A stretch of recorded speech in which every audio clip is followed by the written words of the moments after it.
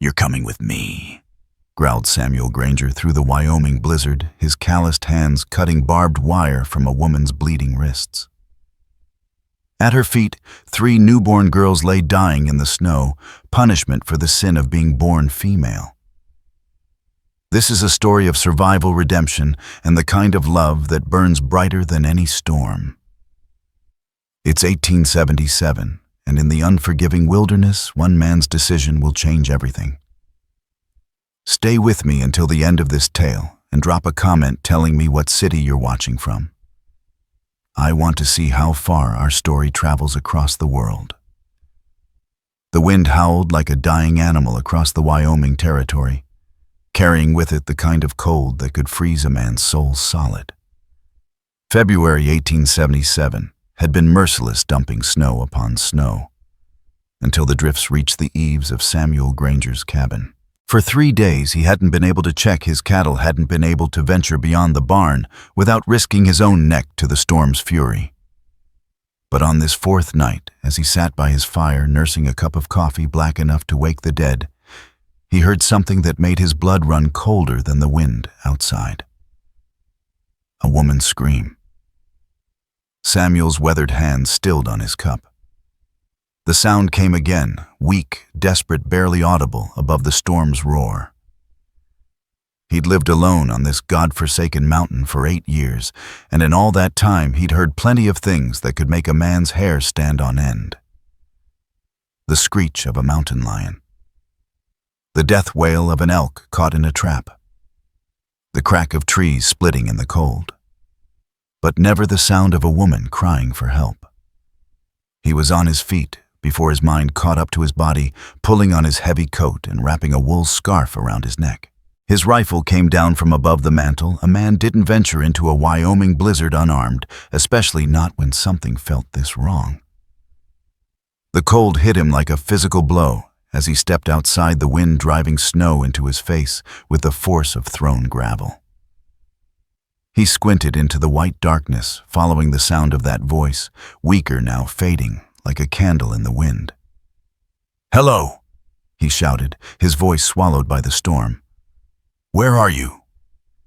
The only answer was the howl of the wind and the creak of pine boughs heavy with snow.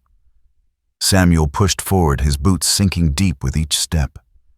The fence line was somewhere ahead. He could feel it more than see it, the way a man learns the boundaries of his own land through years of walking every inch. Then he saw her. At first he thought it was a bundle of rags caught on his fence posts. But as he drew closer, the lantern light revealing details he'd rather not see, he realized what he was looking at made his stomach turn to lead. A woman, maybe 25 years old, tied to his fence with barbed wire. Her wrists were raw and bleeding where she'd struggled against her bonds. Her dress, once fine cloth, now torn and stained with blood, hung in tatters around her thin frame. Her dark hair was matted with ice, her lips blue with cold. But it was what lay at her feet that nearly brought Samuel to his knees. 3 infants so small they could have fit in his hands, wrapped in nothing but scraps of torn petticoat. 2 were still breathing. He could see the faint puff of their breath in the frigid air. The 3rd lay motionless, already claimed by the cold. "Sweet Jesus," Samuel whispered, dropping to his knees beside the woman. Her eyes fluttered open, the palest blue he'd ever seen, like chips of winter sky. She tried to speak, but only managed a whisper that was lost in the wind.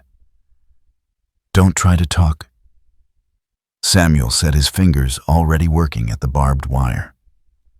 The metal had bitten deep into her flesh, and every movement sent fresh blood flowing down her arms. "I'm going to get you free." The wire fought him, twisted tight and frozen in place. Samuel's hands were already numb, but he kept working, cursing under his breath as the barbs bit into his own fingers. Behind him he could hear one of the babies starting to cry, a thin, weak sound that cut through the wind like a knife. "Hold on," he muttered, whether to the woman or the children or himself he couldn't say. "Just hold on." Finally, mercifully, the wire gave way. The woman collapsed forward into his arms, her body so light he could have been holding a child. But when she looked up at him, he saw a strength in those pale eyes that took his breath away. "My girls," she whispered, her voice barely audible. "Please, my girls." Samuel looked down at the 3 infants. The one who'd been crying had gone quiet, whether from exhaustion or something worse, he didn't want to know. But the other living child was still breathing, still fighting. "I've got them," he said, though he had no idea how he was going to carry a wounded woman and 3 babies through a blizzard. "I've got all of you." He gathered the infants, first tucking them inside his heavy coat, where his body heat might keep them alive a few minutes longer. The woman tried to stand, but her legs gave out immediately. Without hesitation, Samuel swept her up in his arms, feeling how the cold had already seeped deep into her bones. "What's your name?" he asked as he started the treacherous journey back to his cabin. "Clara," she whispered against his chest. "Clara Quinn." The name hit him like a punch to the gut. He'd heard stories about Joseph Quinn, the cattle baron who owned half of Sweetwater County, the man who ruled his empire with an iron fist and a quick temper. If this was his wife, "Who did this to you?" Samuel asked, though he was already afraid he knew the answer. Clara's laugh was bitter as winter wind. "My husband, because I gave him daughters instead of sons." The words hung in the air between them like a curse. Samuel felt something dark and dangerous unfurl in his chest, an anger so hot it could have melted the snow around them. He'd seen plenty of evil in his 35 years on this earth. He'd fought in the war, watched good men die for bad reasons, seen what greed and hatred could do to a person's soul. But this leaving a woman and her newborn children to die in a blizzard because they weren't born male. This was a kind of evil that made his hands shake with rage. "Well," he said, his voice rough with emotion as his cabin finally came into view. "You're coming with me now, and anyone who wants to take you away from here is going to have to go through me first." The warmth of the cabin hit them like a blessing as Samuel kicked the door shut behind them. He laid Clara on his bed, then carefully extracted the babies from his coat. 2 were still breathing, their tiny chests rising and falling in rapid, shallow gasps. The 3rd. Samuel closed his eyes for a moment, offering up a prayer for the little soul that hadn't made it. Then he focused on the living. "We need to get them warm," Clara whispered from the bed. "And they need to eat." Samuel had delivered calves in his time, helped with difficult births when the neighbors needed an extra hand. But human babies were different, smaller, more fragile, needier than any creature he'd ever cared for. "What do they need?" he asked, already stoking the fire higher. "Milk. Goat's milk if you have it. And something warm to wear." Clara tried to sit up, but Samuel gently pressed her back down. "I'll handle it. You just rest." He had one old nanny goat in the barn, kept for her milk and stubborn refusal to die despite her advanced age. Samuel bundled himself back up and ventured into the storm, returning 20 minutes later with a pail of warm milk and an armload of clean rags. By the time he'd fashioned makeshift clothes for the babies and managed to get a few drops of milk into their mouths, the sun was beginning to rise behind the storm clouds. The wind had died down to a whisper, and for the first time in hours, Samuel allowed himself to believe they might all survive the night. Clara had fallen into an exhausted sleep, her breathing deep and regular. The 2 surviving babies, both girls he could see now, were tucked into a drawer he'd lined with soft blankets, sleeping the deep sleep of the very young. The 3rd baby he'd wrapped carefully and placed in his woodshed.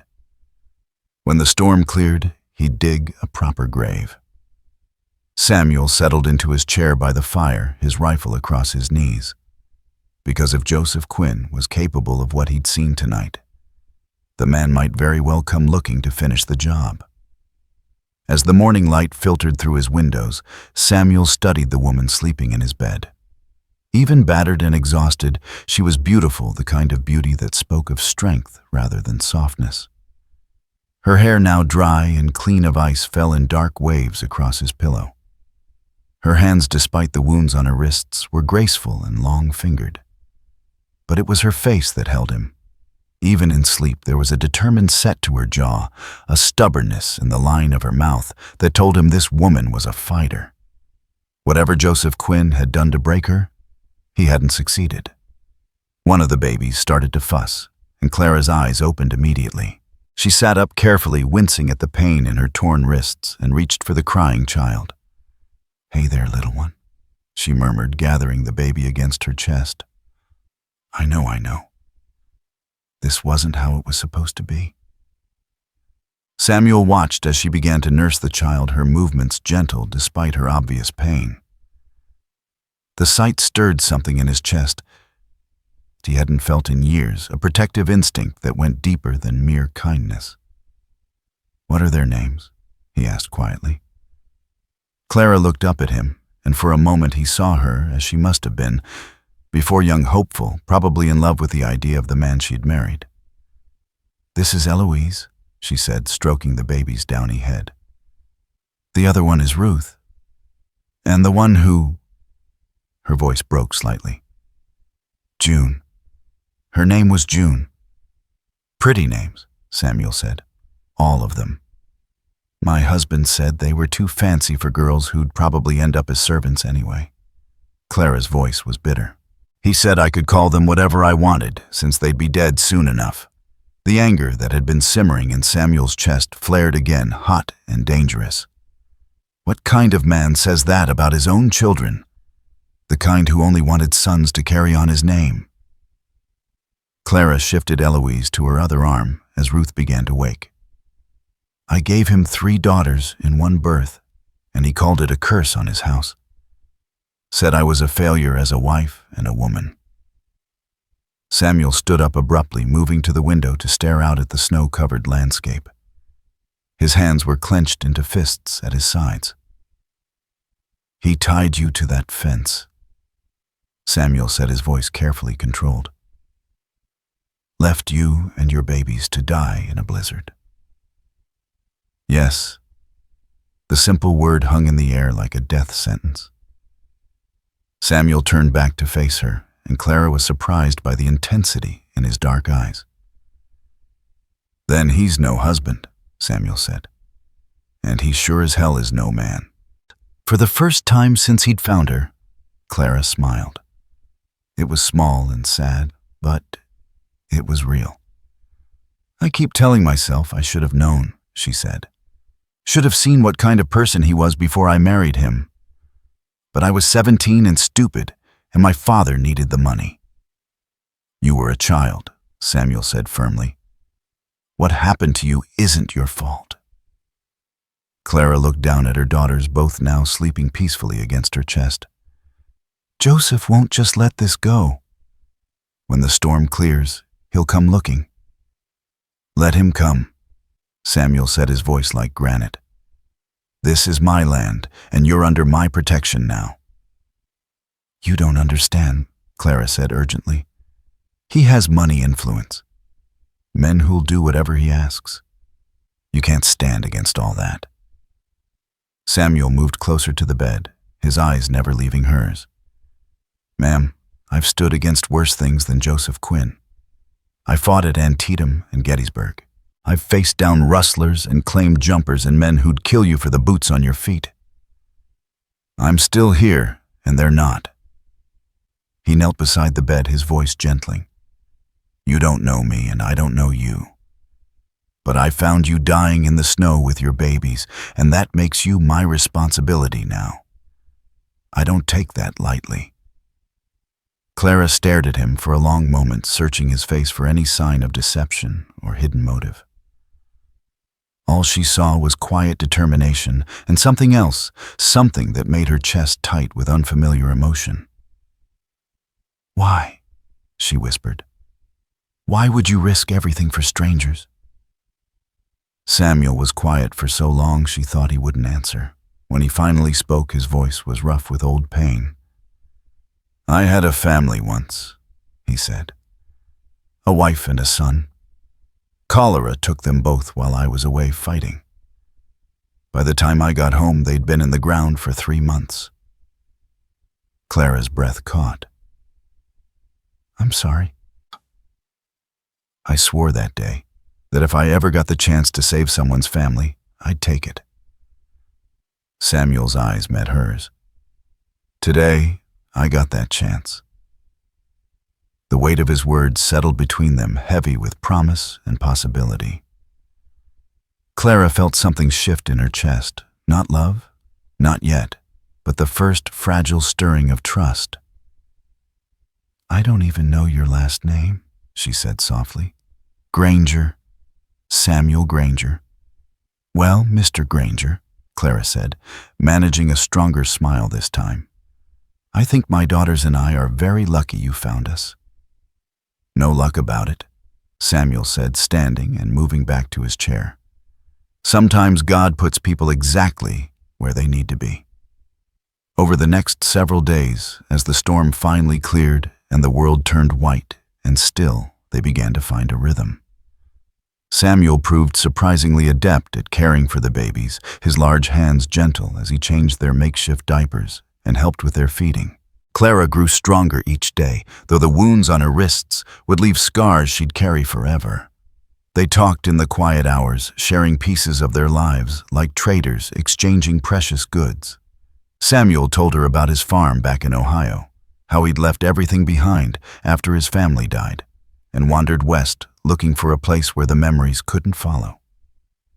Clara spoke of her childhood in a house where daughters were barely tolerated, how she dreamed of finding a man who would value her for more than her ability to bear sons. "What will you do?" Samuel asked on their 4th morning together.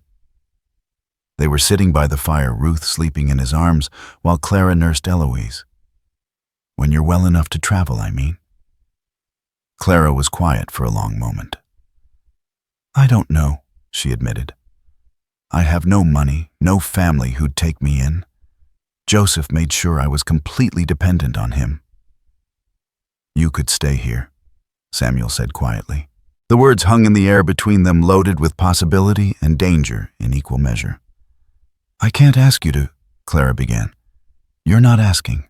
I'm offering." Samuel looked down at Ruth, who had wrapped one tiny fist around his finger. "This place, it's been empty too long, full of ghosts and regrets. Maybe it's time for some life to come back to it." Clara felt her heart skip a beat. "Joseph will never stop looking." "Then we'll be ready for him," Samuel said simply. Before Clara could respond, they heard the sound that would change everything, hoofbeats in the distance, growing closer. Samuel was on his feet in an instant, passing Ruth to Clara and reaching for his rifle. "Get the babies and get behind the bed," he ordered, his voice sharp with command. "Don't come out no matter what you hear." Clara's face went white. "It's him," she whispered. "It has to be him." "Maybe," Samuel said, checking his ammunition. "But maybe it's just someone lost in the storm. Either way, you stay hidden until I say otherwise." The hoofbeats stopped outside the cabin. Samuel moved to the window, peering carefully through the frosted glass. 3 men sat on horseback, their faces hard as winter stone. He recognized the type hired muscle, the kind of men who sold their guns and their consciences to whoever paid best. The man in the center dismounted, his expensive coat and fine boots marking him as different from the others. Older, softer around the middle, but with eyes like chips of ice. Joseph Quinn. Samuel had never seen the man before, but he knew him instantly. The arrogance in his posture, the casual cruelty in the way he looked at Samuel's modest cabin.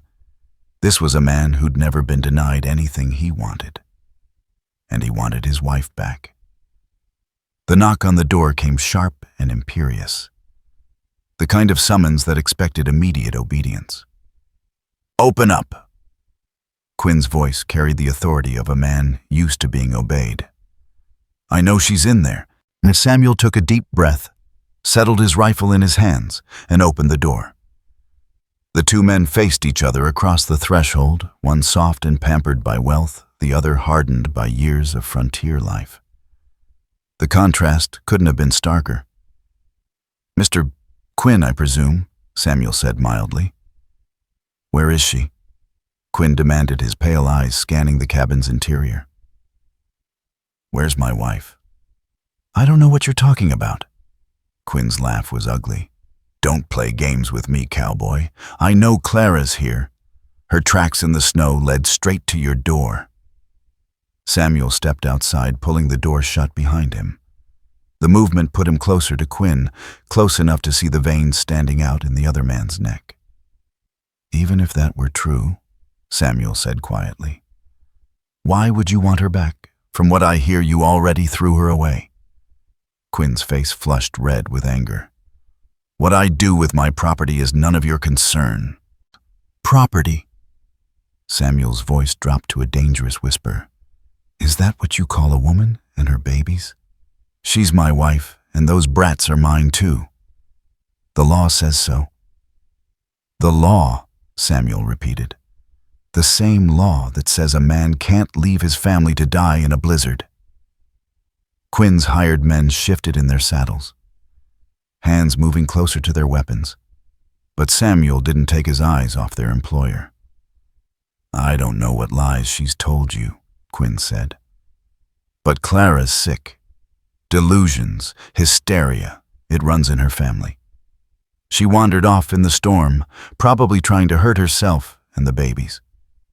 I'm here to take her home where she can get proper care." It was smoothly done. Samuel had to give him credit for that. A perfectly reasonable explanation that would satisfy any court in the territory. The word of a respected businessman against that of a frontier drifter and a hysterical woman. "That's quite a story," Samuel said. "Except for one thing." "What's that?" "I found barbed wire wrapped around her wrists, cut deep enough to leave scars for life." Samuel's voice never changed tone, but something in his eyes made Quinn take a step back.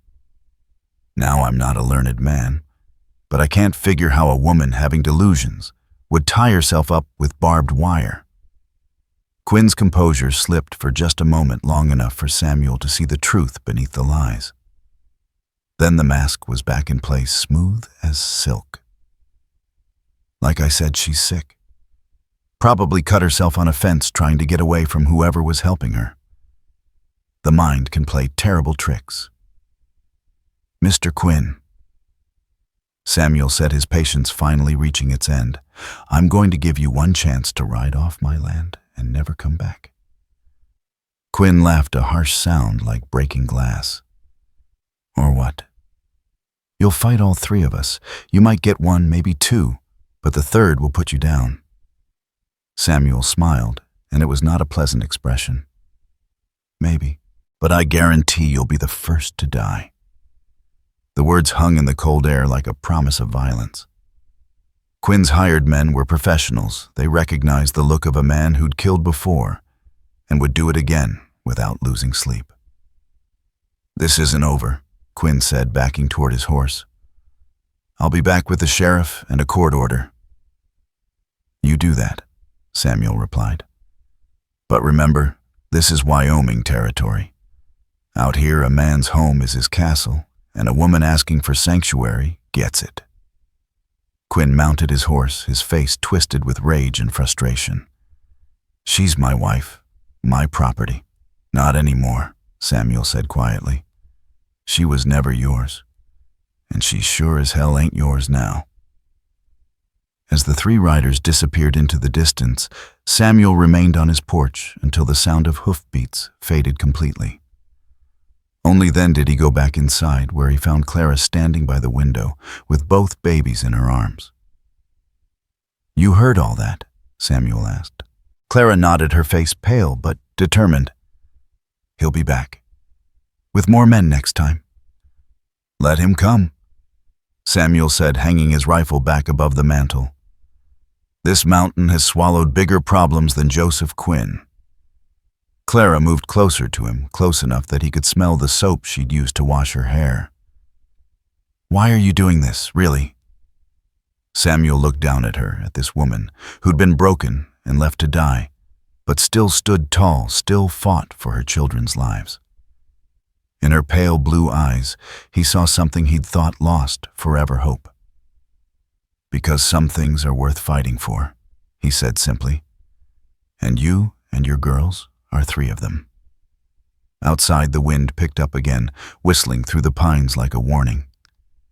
But inside the cabin, by the warmth of the fire, something new was being born. Not love, not yet, but the possibility of it. The fragile beginning of a family forged not by blood or law, but by choice and courage and the kind of devotion that could weather any storm. Samuel Granger had found his purpose at last, and Joseph Quinn was about to learn that some men couldn't be bought threatened or broken. The war for Clara's freedom was just beginning. The days that followed Quinn's visit moved like honey poured in winter, slow, deliberate, weighted with the knowledge that each peaceful moment was borrowed time. Samuel found himself listening for hoofbeats in every gust of wind, watching the tree line for movement that didn't belong. But life in the cabin had taken on a rhythm all its own, one that surprised him with its rightness. Clara proved to be more resilient than her fragile appearance suggested. Within a week, she was helping with the cooking, mending his worn shirts with neat, careful stitches, and managing the care of Eloise and Ruth with the quiet competence of a woman who'd been born to motherhood. The babies grew stronger each day, their cries lusty and demanding, their tiny fists reaching for everything within grasp. "They're going to be handful," Samuel observed one morning, watching Ruth grab a fistful of Clara's hair during feeding time. "All the best women are," Clara replied, gently extracting her hair from the baby's grip. "My mother used to say that quiet girls grow up to be quiet women, and quiet women get walked on." Samuel looked up from where he was whittling a toy horse by the fire. "Is that what happened to you?" Clara was quiet for a long moment, her fingers tracing Ruth's cheek. "I thought being quiet would keep me safe. I thought if I just agreed with everything Joseph wanted, never argued, never complained, he'd eventually see my worth. And instead he saw weakness, and weak things get discarded when they're no longer useful." Clara shifted Ruth to her shoulder, patting the baby's back with practiced ease. "I won't make that mistake again." There was steel in her voice now, a hardness that hadn't been there when Samuel first found her in the snow. Whatever innocence Joseph Quinn had failed to destroy, through cruelty his abandonment had finished. The woman sitting in Samuel's cabin was no longer the frightened girl who'd been sold into marriage at 17. "Good," Samuel said simply. "The world's got enough quiet women in it." As February gave way to March, Samuel began preparing for spring. The snow was starting to melt in earnest, creating rushing streams where none had existed before. Soon the mountain passes would be clear, and with them would come the possibility of visitors, some welcome, others decidedly not. "I need to ride into town," Samuel announced one morning as he pulled on his heavy coat. "We're running low on supplies, and I want to hear what people are saying." Clara's face tightened with worry. "What if Joseph—" "He won't try anything in broad daylight with witnesses around," Samuel assured her. "But I need to know what story he's been telling, what kind of legal pressure he might bring to bear." Clara nodded, though her hands trembled slightly as she reached for Eloise. "How long will you be gone?" 2 days, maybe 3. Long enough to get what we need and gauge the lay of the land. Samuel moved to where she sat, kneeling beside her chair. "Will you be all right?" The question carried more weight than simple concern for her physical well-being. In the weeks since he'd found her, Clara had rarely been alone, rarely forced to confront the full weight of her situation without his steady presence to anchor her. "I'll be fine," she said, though her voice wasn't entirely convincing. "We'll be fine." Samuel reached into his coat and pulled out a small revolver, its metal worn smooth by years of use. "Do you know how to use one of these?" Clara stared at the weapon as if it were a snake. "Joseph never allowed me to touch guns. He said they were too dangerous for women." "Joseph Quinn's an idiot," Samuel said bluntly. "A gun's just a tool like a hammer or a plow. It's the person holding it that makes it dangerous." He placed the revolver on the table beside her chair. "It's loaded, and there's extra ammunition in the drawer. If anyone comes to this door that you don't know, you point this at them and pull the trigger. Don't hesitate, don't warn them, just shoot." Clara picked up the gun, with obvious reluctance, surprised by its weight. "I don't know if I could actually shoot someone." "If it comes down to protecting your daughters, you'll find out what you're capable of," Samuel said grimly. "But let's hope it doesn't come to that." He left at first light, his horse's hooves crunching through the remaining snow as he made his way down the mountain. Clara watched from the window until he disappeared around a bend in the trail, then turned back to face the suddenly too quiet cabin. Without Samuel's presence to fill the space, the cabin felt larger and emptier. Every creak of the settling wood, every whistle of wind through the eaves made her jump. The revolver sat on the mantel where she'd placed it, its dark metal seeming to absorb the firelight. But as the day wore on, Clara found herself settling into a different kind of peace. For the first time in her adult life, she was truly alone, not hiding from a husband's temper, not walking on eggshells to avoid triggering his rage, not constantly calculating how to make herself smaller and quieter and more invisible. She was alone, and she was safe. The realization hit her with unexpected force. She sank into Samuel's chair by the fire, Eloise sleeping in her arms, and let herself really feel it. The absence of fear was so profound, it was almost dizzying. "What do you think, little one?" she whispered to the sleeping baby. "Think we might actually make it through this?" Eloise stirred but didn't wake her tiny features peaceful in the firelight. Looking at her daughter, Clara felt something fierce and protective unfurl in her chest. Whatever happened next, whatever Joseph might try to do, these girls would never know the kind of fear she'd lived with. They would grow up strong and proud and unafraid. She was still sitting by the fire when she heard the sound that made her blood turn to ice, horses approaching at a gallop. Clara was on her feet in an instant, grabbing the revolver from the mantel. Her heart hammered against her rib as she moved to the window, careful to stay out of sight. Through the glass, she could see two riders approaching through the twilight. Not Joseph's hired men, but strangers. One was an older man with a silver star pinned to his coat, the sheriff. The other was younger, wearing the kind of expensive clothes that marked him as a lawyer or businessman. Clara's worst fears crystallized into certainty Joseph had made good on his threat to bring legal pressure to bear. The knock on the door came firm and official. "Mrs. Quinn, this is Sheriff Morrison. I need to speak with you." Clara's hands shook as she checked the revolver's chamber. Samuel had been right, it was loaded and ready. But could she really shoot a lawman, even one doing Joseph's bidding? "Mrs. Quinn, I know you're in there. I just want to talk." Clara took a deep breath and moved to the door, though she didn't open it. "What do you want?" "Your husband's filed a complaint, ma'am. Says you kidnapped his children and ran off with a man. He's asking for the law's help in bringing you home." The words hit Clara like physical blows. Kidnapped, ran off. The way Morrison said it made her sound like some kind of criminal, a woman who'd abandoned her family for illicit passion. "That's not what happened," Clara called through the door.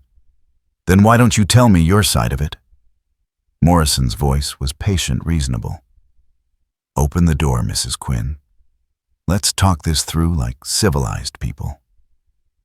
Clara pressed her back against the door, her mind racing. If she let them in, they'd see the healing wounds on her wrists, the evidence of what Joseph had done.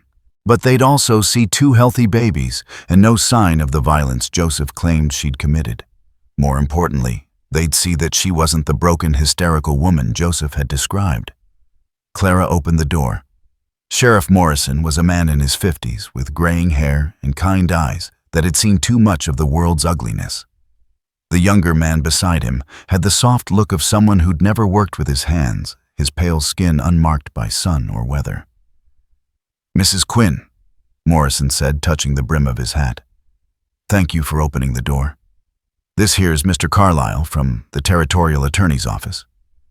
Carlyle stepped forward with the confidence of a man used to having his word taken as law.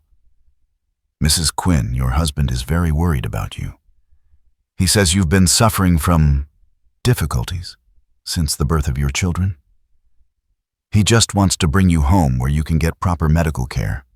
Clara felt a familiar rage building in her chest. The same fury that had sustained her through hours tied to a fence post in a blizzard. But this time she didn't swallow it down. This time she let it show. "Medical care," she repeated, her voice sharp as broken glass. "Is that what you call it?" She rolled up her sleeves, exposing the healing wounds on her wrists. Both men's eyes widened at the sight of the deep, angry marks left by barbed wire. "Your husband did this to you?" Morrison asked, his voice suddenly tight. "My husband tied me to a fence post with barbed wire and left me to die in a blizzard," Clara said steadily, "along with our 3 newborn daughters. One of them didn't survive the cold." Carlyle shifted uncomfortably. "Mrs. Quinn, your husband mentioned that you might make wild accusations." "Wild accusations?" Clara's voice rose and both babies stirred at the sound. "Would you like to see the grave? It's in the woodshed waiting for the ground to thaw so we can bury her properly." The silence that followed was deafening. Morrison's face had gone pale, while Carlyle looked like a man who'd just realized he'd walked into a trap. "Ma'am," Morrison said slowly, "are you saying your husband attempted to murder you?" "I'm saying my husband decided that a wife who couldn't give him sons was worse than useless. He told me exactly what he thought of me and my daughters before he tied that wire around my wrists." Clara moved to the mantel, where a small wooden box sat beside Samuel's tobacco pouch. Inside, wrapped in soft cloth, was a lock of dark hair, all she had left of little June. "This is my daughter," she said, her voice breaking slightly. "She lived for maybe an hour before the cold took her. Her name was June, and she died because her father thought her life was worth less than his pride." Morrison stared at the lock of hair, his expression growing harder by the moment. When he looked up, there was something dangerous in his eyes. "Where's Mr. Granger?" he asked. "Gone to town for supplies. He should be back tomorrow. And he's the one who found you." "He saved my life," Clara said simply. "Saved both my daughters' lives. If he hadn't heard me crying in the storm—" She didn't need to finish the sentence. The image was clear enough of 3 more graves in the woodshed waiting for spring. Carlyle cleared his throat nervously. "Mrs. Quinn, even if what you're saying is true, the law still recognizes your husband's rights. You are his wife, and those children are his property under territorial statute." "Property." Clara's voice cracked like a whip. "My children are property." "That's not how I meant it." "That's exactly how you meant it," Clara said, her pale eyes blazing. "Just like Joseph meant it when he said the same thing." "Well, let me tell you something, Mr. Carlyle. I am not property. My daughters are not property. And any law that says otherwise isn't worth the paper it's written on." Morrison held up a hand before Carlyle could respond. "Mrs. Quinn, I need you to understand something. What you're describing, if it's true, is attempted murder. That's a hanging offense in Wyoming territory." "If it's true," Clara laughed bitterly, "you think I gave myself these scars? You think I killed my own child for sport?" "No, ma'am, I don't." Morrison's voice was firm. "But proving it in court is another matter entirely. Your husband has money, influence, connections. He can afford lawyers who will paint you as an unstable woman given to fantasy and delusion. Clara felt her heart sink. She'd known this moment would come, had prepared herself for it during the long hours of Samuel's absence. But hearing it laid out so starkly still hit her like a physical blow. "So he wins," she said quietly. "He tries to murder me and my children, and he wins because he has more money." "Not necessarily," Morrison said. "There are other options. Such as, come back to town with me. Bring the babies, bring evidence of what he did. Let me arrest Joseph Quinn and put this before a judge." Clara stared at him. "You'd do that, even knowing what kind of power he has?" Morrison's smile was grim. "Mrs. Quinn, I've been wearing this badge for 15 years. In that time, I've seen rich men get away with plenty of things they shouldn't have. But attempted murder of a woman and children." He shook his head. "That's a line even money can't cross, not in my county." Hope flared in Clara's chest, fragile as a candle flame. "What about my daughters? If Joseph is arrested, what happens to them?" "That would be up to the court," Carlyle said reluctantly. "But given the circumstances, I imagine temporary custody could be arranged pending the outcome of the trial." "Temporary custody with whom?" Morrison and Carlyle exchanged glances. "Well," Morrison said slowly, "I suppose that would depend on who was willing to take responsibility for their care." Clara's heart began to beat faster. "Someone like Samuel Granger, if he was willing and if the court found him suitable." Morrison nodded. "It's possible." For the first time since opening the door, Clara felt like she could breathe properly. Not freedom, not yet, but the possibility of it. A path forward that didn't end with her and her daughters back under Joseph's control.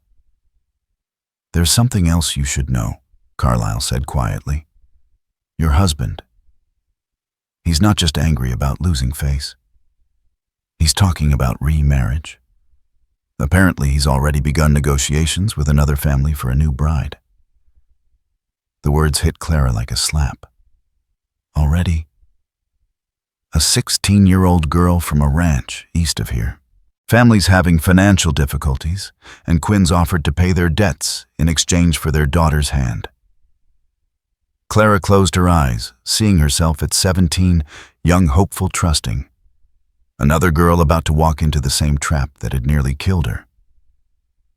"Her name's Sarah Mitchell," Morrison added. "Sweet girl from what I hear. Deserves better than what's waiting for her." "They all do," Clara said softly. Then louder, "What do you need from me?" "Come back to town," Morrison said. "Bring the babies, bring anything that might serve as evidence. Let me do my job." Clara looked around the cabin that had become her sanctuary, at the fire that had warmed her through the darkest nights of her life, at the chair where Samuel sat each evening whittling toys for her daughters. Leaving felt like tearing away pieces of her soul. But staying meant condemning another girl to the hell she'd barely escaped. "All right," she said. "But I wait for Samuel to return. I won't leave without telling him what I'm doing." Morrison nodded. "Fair enough. But Mrs. Quinn, once we start this, there's no going back. You'll have to see it through to the end, whatever that might be." Clara thought of June's lock of hair, of the scars on her wrists, of a 16-year-old girl who had no idea what was coming for her. "Sheriff," she said quietly, "I've already been to hell and back. A courtroom doesn't scare me." After the lawmen left, Clara sat by the fire with her daughters in her arms and tried to process everything that had just happened. In the space of an hour, her entire world had shifted again. The quiet refuge she'd built with Samuel was about to be shattered, replaced by the harsh glare of public scrutiny and legal proceedings. But perhaps that was as it should be. Hiding in the mountains might keep her safe, but it wouldn't keep other women safe. It wouldn't stop Joseph from destroying the next girl who couldn't give him what he wanted. When Samuel returned the next evening, tired and dust-covered from his journey, Clara was waiting for him on the porch. One look at her face told him everything he needed to know. "They came," he said. It wasn't a question. "Sheriff Morrison and a territorial attorney. Joseph's filed charges claiming I kidnapped the girls and ran off with you." Samuel's jaw tightened. "And I told them the truth, all of it." Clara stood moving to stand beside him. "Morrison wants to arrest Joseph, but I have to come back to town to testify." "It's a risk," Samuel said after a long moment. "A big one." "I know. But there's something else." Clara told him about Sarah Mitchell, about the 16-year-old girl walking unknowingly toward the same fate Clara had barely escaped.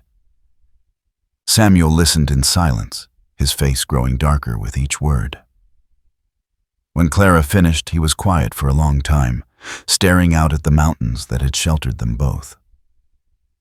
"You have to go," he said finally. "I know." "I'm coming with you." Clara felt her heart skip. "You don't have to." "Clara." Samuel turned to face her, his dark eyes steady and sure. "I told you that first night that anyone who wanted to take you away from here would have to go through me. That hasn't changed. This is different. This is legal proceedings, not a gunfight." "Sometimes they're the same thing," Samuel said grimly. "Either way, you're not facing it alone." Clara felt tears prick her eyes. Tears of gratitude, of fear, of something deeper and more complicated. "What about the ranch? Your life here?" Samuel looked around at the land he'd called home for 8 years, at the mountains that had been his refuge and his prison. "This place, it's been good to me. But it was never really living, just surviving. You and the girls, you've brought life back to it." He reached for her hand, his calloused fingers intertwining with hers. "Wherever you go, that's where I want to be." The words hung in the air between them, heavy with promise and possibility. Clara searched his face, looking for any sign of doubt or reservation. All she saw was quiet certainty, and something that made her breath catch in her throat. "Samuel," she whispered. "I know it's too soon," he said quickly. "I know you've got no reason to trust any man after what you've been through. But Clara, I love you. I love your girls. I love the family we've built here. And I'll fight anyone who tries to tear it apart."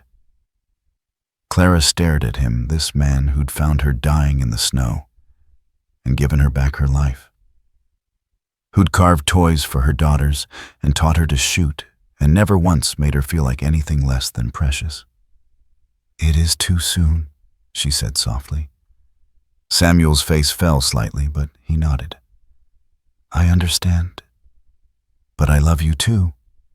Clara continued, watching his expression transform. "I love your kindness and your strength and the way you look at my daughters like they're the most important things in the world." Samuel's smile was like sunrise after the longest night. "Then we'll face whatever comes next together." "Together," Clara agreed. They stood there on the porch as the sun set behind the mountains, two people who'd found each other in the depths of winter and chosen to build something beautiful from the wreckage of their pasts. Tomorrow would bring new challenges, new dangers, new tests of everything they'd built together. But tonight, they had this: the promise of love spoken freely, the warmth of a home they'd created together, and the knowledge that some things were worth fighting for. In the distance, a wolf howled, not a sound of menace, but of wildness, of freedom, of things that refused to be tamed or broken. Clara smiled and squeezed Samuel's hand tighter. They left the mountain on a Tuesday morning when the sky was the color of old pewter and the air tasted of coming snow. Samuel drove the wagon while Clara sat beside him, both babies bundled against the cold in blankets she'd sewn from his spare shirts. The small wooden box containing June's lock of hair rested in Clara's lap, a tangible reminder of what they were fighting for. The journey to town took most of the day. The wagon wheels cutting deep ruts in the muddy road, They passed other travelers, ranchers heading to market, a family of settlers moving west, a circuit preacher on his weekly rounds. Most nodded politely, but Clara caught the curious glances, the whispered conversations that followed in their wake. Word had already begun to spread. "You sure about this?" Samuel asked as the first buildings of Sweetwater came into view. Clara looked down at Eloise, sleeping peacefully despite the wagon's jolting. "As sure as I can be about anything anymore." The town was larger than Clara remembered from her brief visit as Joseph's new bride 3 years ago. New buildings had sprouted along Main Street, a hotel, a second saloon, a millinery shop with lace curtains in the windows. Progress was coming to Wyoming territory, bringing with it the kind of civilization that would either protect women like Clara or crush them under the weight of respectability. Sheriff Morrison met them at his office, his weathered face grave, as he helped Clara down from the wagon. "Mrs. Quinn, Mr. Granger, I'm glad you came." "Any word on Joseph?" Samuel asked, securing the horses. Morrison's expression darkened. "That's what we need to talk about. He's not making this easy." Inside the sheriff's office, the story unfolded like a map of treacherous territory. Joseph had been busy since Morrison's visit to the cabin, using his wealth and connections to paint himself as the wronged husband, Clara as the unstable wife, and Samuel as the opportunistic drifter who'd taken advantage of a woman's delusions. "He's hired the best lawyer in the territory," Morrison explained, pouring coffee that was strong enough to strip paint. "Fellow named Harrison Walsh comes up from Cheyenne. Man's never lost a case involving domestic disputes." Clara felt her stomach clench. "What does that mean for us?" "It means we need to be smarter than we are rich," Morrison said grimly, "and we need evidence that can't be explained away by fancy words and legal maneuvering." He led them to a back room where Carlyle was waiting with another man, older, with silver hair and the kind of sharp eyes that missed nothing. Morrison made the introductions. Judge William Hendricks, territorial magistrate, the man who would ultimately decide Clara's fate. "Quinn," Judge Hendricks said, rising from his chair. "I've heard troubling allegations about your treatment at your husband's hands." Clara straightened, meeting his gaze directly. "They're not allegations, Your Honor. They're facts. I'd like to hear those facts from you directly, if you're willing." For the next 2 hours, Clara laid out her story in careful, precise detail. She spoke of her arranged marriage, of Joseph's growing anger as her pregnancies failed to produce sons, of the night he'd decided that daughters were worse than no children at all. She showed them her scars, let them examine the barbed wire marks that would never fully fade. Judge Hendricks listened without interruption, his expression growing more troubled with each revelation. When Clara finished, the room was silent except for the ticking of the clock on the wall. "These are serious charges," the judge said finally. "If proven, they could result in your husband facing the gallows." If, Clara's voice sharpened. "Your Honor, with respect, what more proof do you need?" "Physical evidence for one thing," Hendricks replied. "The wire used to bind you witnesses to your condition when you were found medical testimony about your injuries." "I can provide all of that," Samuel interjected. "I still have the wire I cut from her wrists. Dr. Patterson can testify to the condition I brought her to his office in." "Samuel Turm," Morrison interrupted quietly. "There's something else you need to know. Dr. Patterson, he's not going to testify." The words fell into the room like stones into still water. Samuel's face went pale, then flushed with anger. "What do you mean he won't testify?" "I mean, Joseph Quinn made it clear that any medical man who testifies against him will find his practice suddenly very difficult to maintain in this territory." Clara felt the walls closing in around her. "He's bought them off." "Threatened them off, more likely," Morrison corrected. "It's one thing to stand up to a bully when you're the only one at risk. It's another when your family's livelihood depends on keeping your mouth shut." Judge Hendricks leaned back in his chair, his expression troubled. This presents a significant problem. Without medical testimony to corroborate the extent of Mrs. Quinn's injuries at the time of her rescue, we're left with her word against her husband's. And Mr. Quinn has several witnesses prepared to testify to his wife's instability. What witnesses? Clara demanded. Carlyle consulted his notes. Your former housekeeper, Mrs. Dalton. She's prepared to testify that you showed signs of increasing irrationality following the birth of your children. Apparently you were heard talking to yourself, crying at odd hours, displaying what she calls unnatural attachment to the infants. Clara felt heat rise in her cheeks. I was exhausted and grieving. I'd just given birth to triplets, lost one of them, and my husband was treating me like a broodmare that had failed at her one job. I understand that, Carlyle said gently. But from the outside looking in, from the outside it looks like a woman losing her mind, Clara finished bitterly. There's more, Morrison said reluctantly. Joseph's also claiming that you and Mr. Granger were involved before the birth, that the children might not even be his. The accusation hit Clara like a physical blow. She'd never even met Samuel until the night he found her dying in the snow, but she could see how easily the story could be twisted. A lonely rancher, a neglected wife, a convenient excuse for a husband to rid himself of an inconvenient family. That's a lie, Samuel said, his voice deadly quiet. We know that, Morrison assured him, but proving it is another matter entirely. Judge Hendricks stood, his expression grave. Mrs. Quinn, I want you to understand the situation you're facing.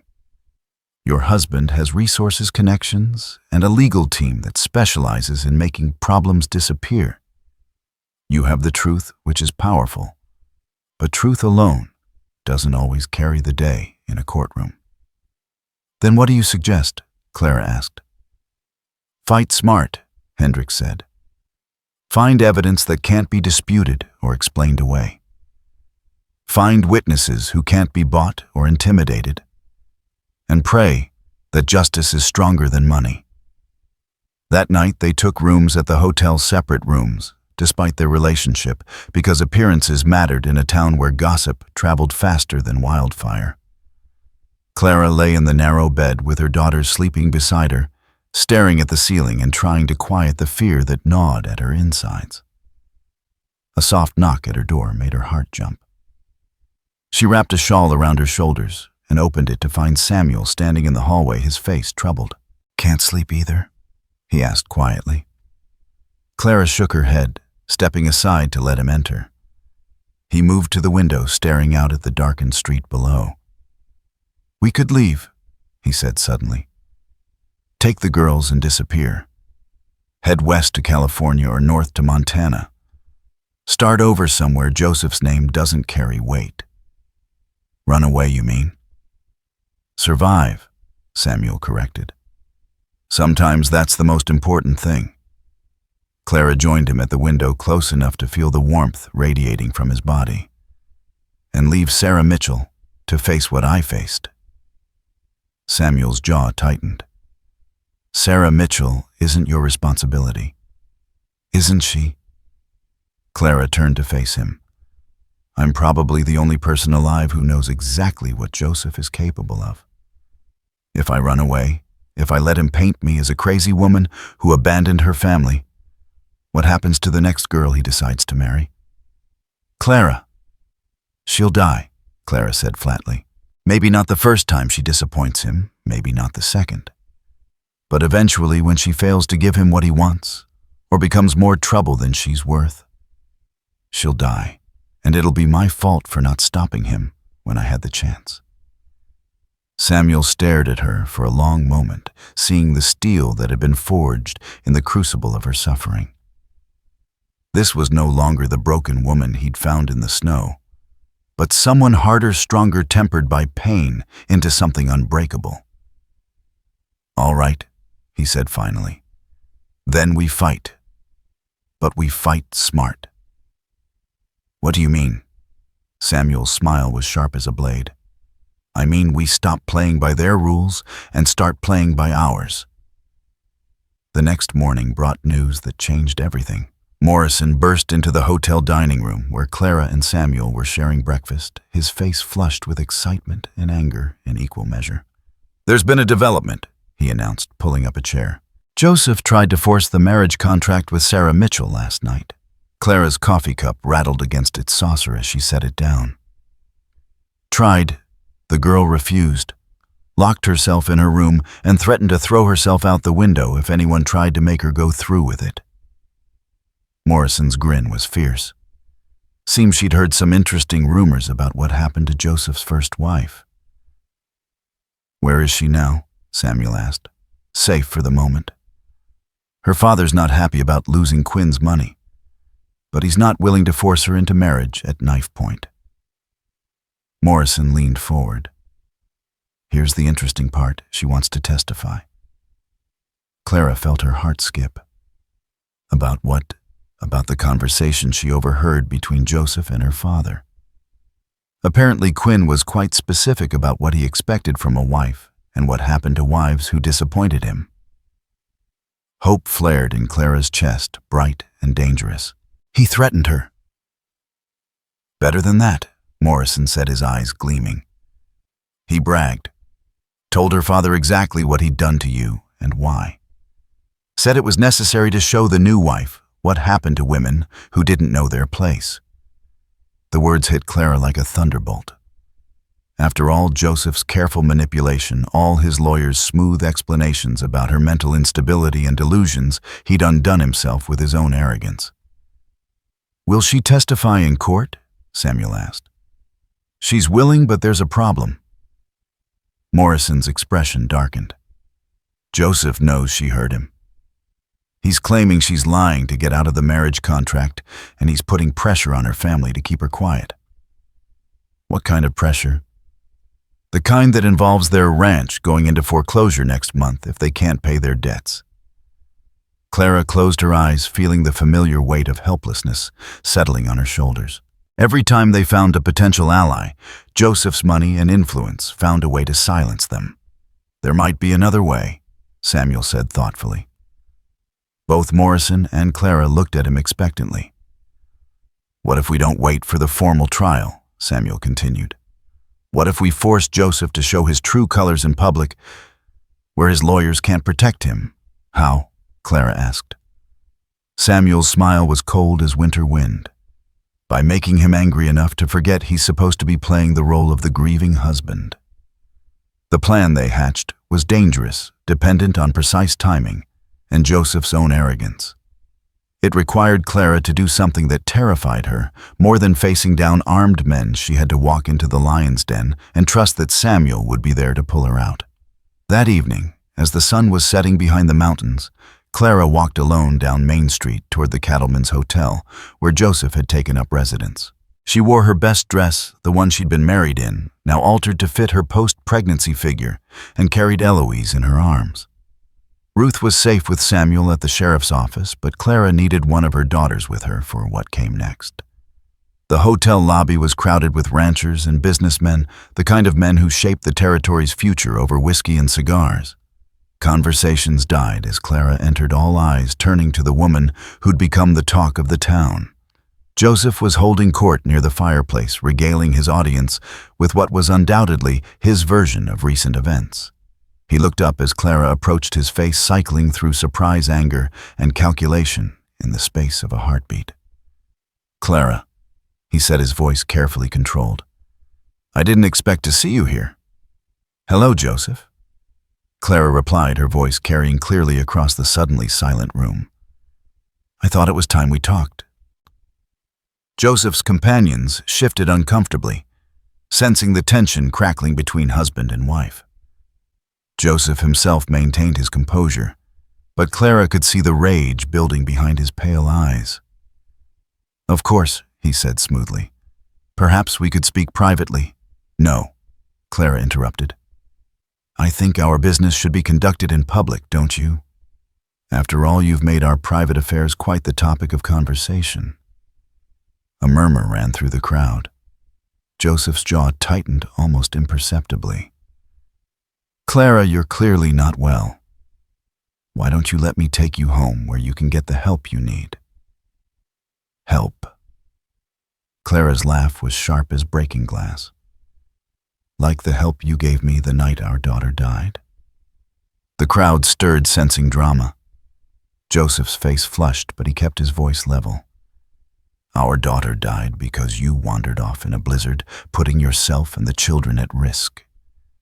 You were having delusions, Clara." The doctor said nothing. Clara cut him off. "Because you made sure he wouldn't examine me properly. Just like you made sure no one would ask too many questions about the barbed wire cuts on my wrists." Joseph's composure cracked slightly. "You did that to yourself. You were out of your mind with grief. I was tied to a fence post and left to die." Clara's voice rose, carrying to every corner of the lobby. "You tied me up with barbed wire because I gave you daughters instead of sons." "That's enough." Joseph snapped, his mask of concerned husband finally slipping. "You're making a scene." "I'm telling the truth," Clara shot back. "The same truth you bragged about to Thomas Mitchell when you were trying to buy his daughter."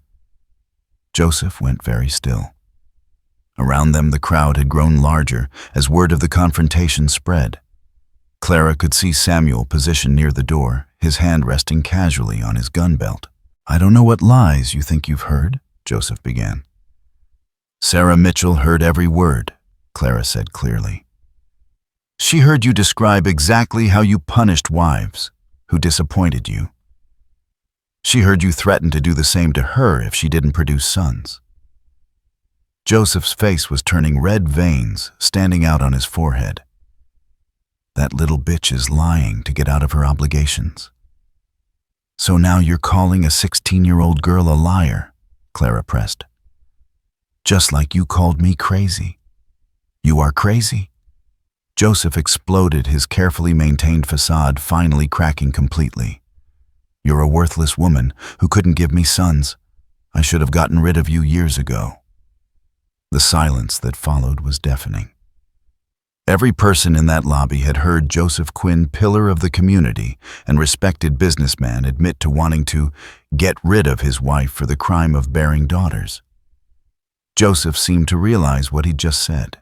He looked around at the shocked faces surrounding him, at the women who'd drawn back in horror, at the men who were reassessing everything they thought they knew about him. "That's not what I meant," he said quickly. "I was speaking in anger." "No," Clara said quietly. "You were speaking the truth. Finally." She turned to address the crowd, her voice carrying clearly in the absolute stillness. "This man tied me to a fence with barbed wire and left me and my newborn daughters to die in a blizzard," she said. "One of my babies froze to death because of his cruelty. I survived only because Samuel Granger heard my cries and risked his life to save us." She paused, looking directly at Joseph. "And now he wants to do the same thing to Sarah Mitchell. Because in his mind, we're not people. We're just breeding stock to be discarded when we fail to meet his expectations." The crowd began to murmur, voices rising in shock and outrage. Joseph realized he was losing control of the narrative, his face contorting with rage. "You lying whore," he snarled, lunging toward Clara. "I'll teach you to spread lies about me." But Samuel was already moving, intercepting Joseph before he could reach Clara. The two men collided with bone-jarring force, crashing into a nearby table and sending glasses flying. Joseph was soft from years of easy living, but he was desperate and furious. He swung wildly at Samuel, catching him across the jaw with a lucky punch. Samuel staggered back, blood flowing from his split lip. "You want her so bad," Joseph panted, circling like a rabid dog. "You can have what's left when I'm done with her." He pulled a knife from his boot, a long, wicked blade that gleamed in the lamplight. The crowd scattered, women screaming as Joseph advanced on Clara with murder in his eyes. This is what happens to wives who don't know their place," he screamed, raising the blade. Samuel tackled him from behind, sending both men sprawling across the floor. They rolled and fought Joseph, slashing wildly with the knife, while Samuel tried to control the blade. Clara pressed back against the wall, Eloise crying in her arms, watching her past and future battle for dominance. The knife caught Samuel across the ribs, opening a line of red through his shirt. He grunted but didn't let go, using his superior strength and experience to force Joseph's wrist back. "Give up," Samuel growled. "It's over." "It's never over," Joseph spat. "She's mine. She'll always be mine." The knife turned in his grip, the blade now pointing toward his own chest as Samuel forced it back. Joseph's eyes widened in sudden understanding. "No." The blade slid home with a wet sound that seemed impossibly loud in the sudden silence. Joseph's body went rigid, his eyes wide with shock and disbelief. Blood bubbled from his lips as he tried to speak. Then he went limp. Samuel rolled away, breathing hard. His hand pressed to the cut on his ribs. Around them, the hotel lobby was in chaos. Women fainting, men shouting, someone calling for the doctor. But Clara only had eyes for the man who'd just saved her life. She sank to her knees beside Samuel Eloise, still in her arms, and reached out to touch his face with trembling fingers. "Are you hurt?" she whispered. Samuel caught her hand, pressing it against his cheek. "I'm fine." "Are you—" Clara looked down at Joseph's body, at the man who'd terrorized her for 3 years, who'd left her to die, who'd murdered her daughter through his cruelty. She felt no satisfaction in his death, no sense of victory or revenge. All she felt was free. "Yes," she said, her voice steady for the first time in years. "I'm fine."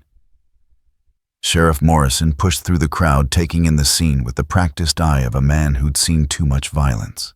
Behind him came Judge Hendricks, his face grave as he surveyed the carnage. "What happened here?" Morrison demanded. A dozen voices began talking at once, each witness eager to share what they'd seen. But the story that emerged was clear and consistent. Joseph Quinn had attacked his wife with a knife, and Samuel Granger had defended her. The knife had turned during the struggle, killing Quinn accidentally. Judge Hendricks listened to the testimonies, his expression thoughtful. When the last witness had spoken, he turned to Clara. "Mrs. Quinn, or should I say, Mrs. Granger." Clara blinked in surprise. "I'm not married to Samuel." "We're not, that is, we haven't—" "Perhaps not legally," Hendricks said with the ghost of a smile. "But in the eyes of everyone who saw what just happened, you're his woman and he's your man. That's a kind of marriage that runs deeper than law." He gestured to Joseph's body. "This man is dead by his own hand, killed by his own violence, turned back on him. As far as I'm concerned, justice has been served." Clara felt tears streaming down her cheeks, tears of relief, of grief for the years she'd lost, of hope for the future she might finally have. Samuel struggled to his feet, ignoring the blood seeping through his shirt. He moved to stand beside Clara, not touching her, but close enough that she could feel his presence like a shield against the world. "What happens now?" Clara asked. Judge Hendricks looked around the lobby at the faces of the people who'd witnessed Joseph Quinn's final fatal outburst of violence. "Now," he said. "Now you go home, both of you, and you build the life you should have had all along." The journey back to the mountain felt different this time, lighter somehow, as if the very air had changed now that Joseph Quinn's shadow no longer fell across their path. Samuel drove the wagon with one arm, his other pressed against the bandaged wound on his ribs, while Clara sat beside him with both girls sleeping in her lap.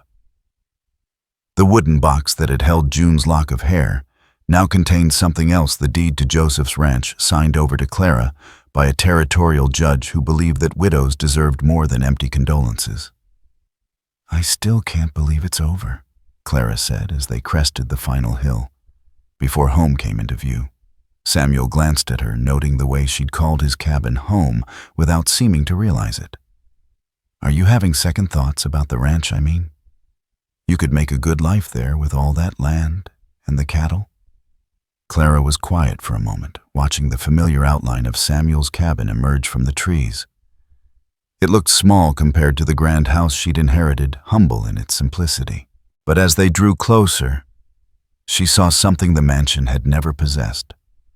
Windows that glowed with warmth instead of judgment, a porch that invited rather than intimidated walls that promised safety instead of imprisonment. I spent 3 years in that house, she said finally. It was never home. This place, from the first night you brought me here, this felt like home. Samuel's smile was like sunrise breaking through storm clouds. Then home it is. They spent the first week settling back into the rhythm of mountain life. But everything was different now. Samuel moved his things to the barn, insisting that Clara and the babies should have the cabin's single bedroom. He built a larger crib to accommodate both girls as they grew, whittling intricate designs into the headboard flowers, for Eloise stars for Ruth, and a small angel for June, whose memory would always be part of their family. Clara found herself watching Samuel with new eyes, seeing past the protective barrier she'd built around her heart during her marriage.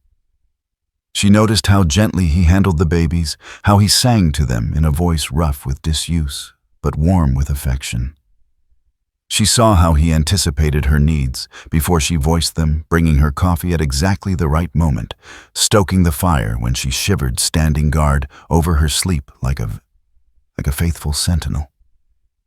Most of all, she noticed how he never pushed, never demanded more than she was ready to give.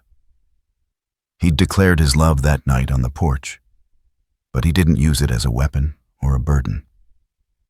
Instead, he simply lived it day by day, in 1,000 small acts of devotion that asked nothing in return. It was Clara who finally broke the careful distance they'd maintained. She found him in the barn one evening mending harness by lamplight. The wound on his ribs was healing well, though he still favored his left side when he thought no one was looking. Clara stood in the doorway for a moment watching him work, gathering her courage for what she was about to do. "Samuel," she said softly. He looked up, and something in her expression made him set down his work entirely. "The girls are sleeping." Clara continued, stepping into the barn. "And I've been thinking." "About what?" "About you sleeping in the barn when there's a perfectly good cabin with a fireplace and a real bed." Clara took a breath, her heart hammering against her ribs. "About how you've been taking care of us for months without asking for anything in return." "Clara, about how I love you." She said the words rushing out before she could lose her nerve. "Not just because you saved my life, though you did. Not just because you're good to my daughters, though you are. I love you because when I look at you, I see the man I want to spend the rest of my life with." Samuel stood slowly, his eyes never leaving her face. "Are you sure after everything you've been through?" "I'm sure," Clara said firmly. "I know the difference between a man who takes and a man who gives. Between someone who sees me as property and someone who sees me as precious." Samuel crossed the distance between them in 3 long strides, his hands cupping her face with infinite gentleness. "I love you, Clara Granger." "Granger," Clara smiled through sudden tears. "Is that a proposal?" "It's a promise." Samuel set his thumb, brushing away a tear from her cheek. "If you'll have me." "Yes," Clara whispered, and then louder with joy bubbling up from depths she'd forgotten she possessed. "Yes, yes, yes." When Samuel kissed her, it was nothing like the perfunctory pecks Joseph had bestowed when he wanted something. This was gentle and fierce and full of promise, a kiss that spoke of devotion, freely given and gratefully received. Clara felt something in her chest unfurl like a flower turning toward the sun.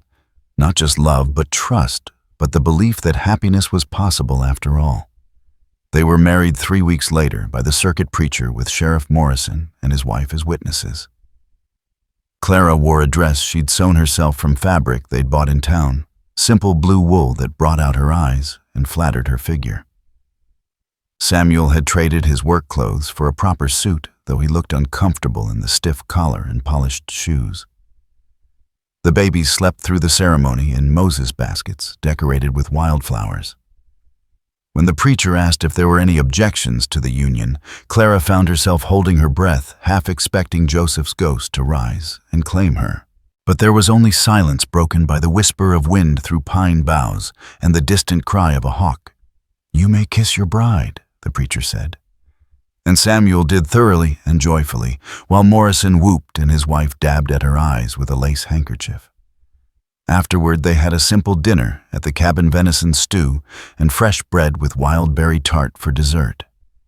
Morrison regaled them with stories of his own courtship, how he'd wooed his Martha with terrible poetry and a voice that could make angels weep.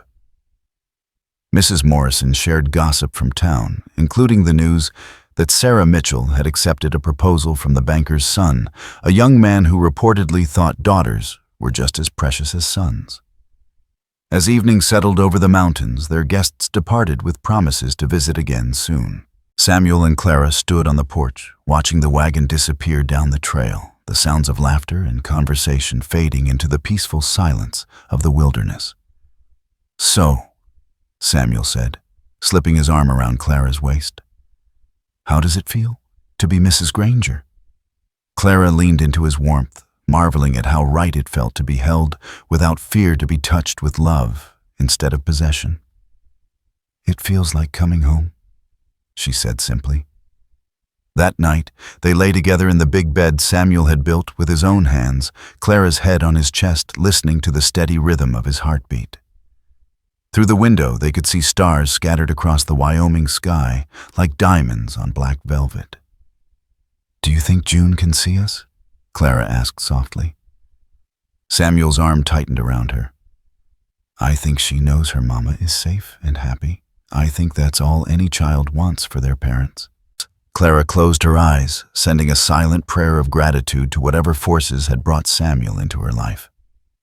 She'd lost so much: her innocence, her first child, years of her life, to a man who'd seen her as nothing more than a broodmare.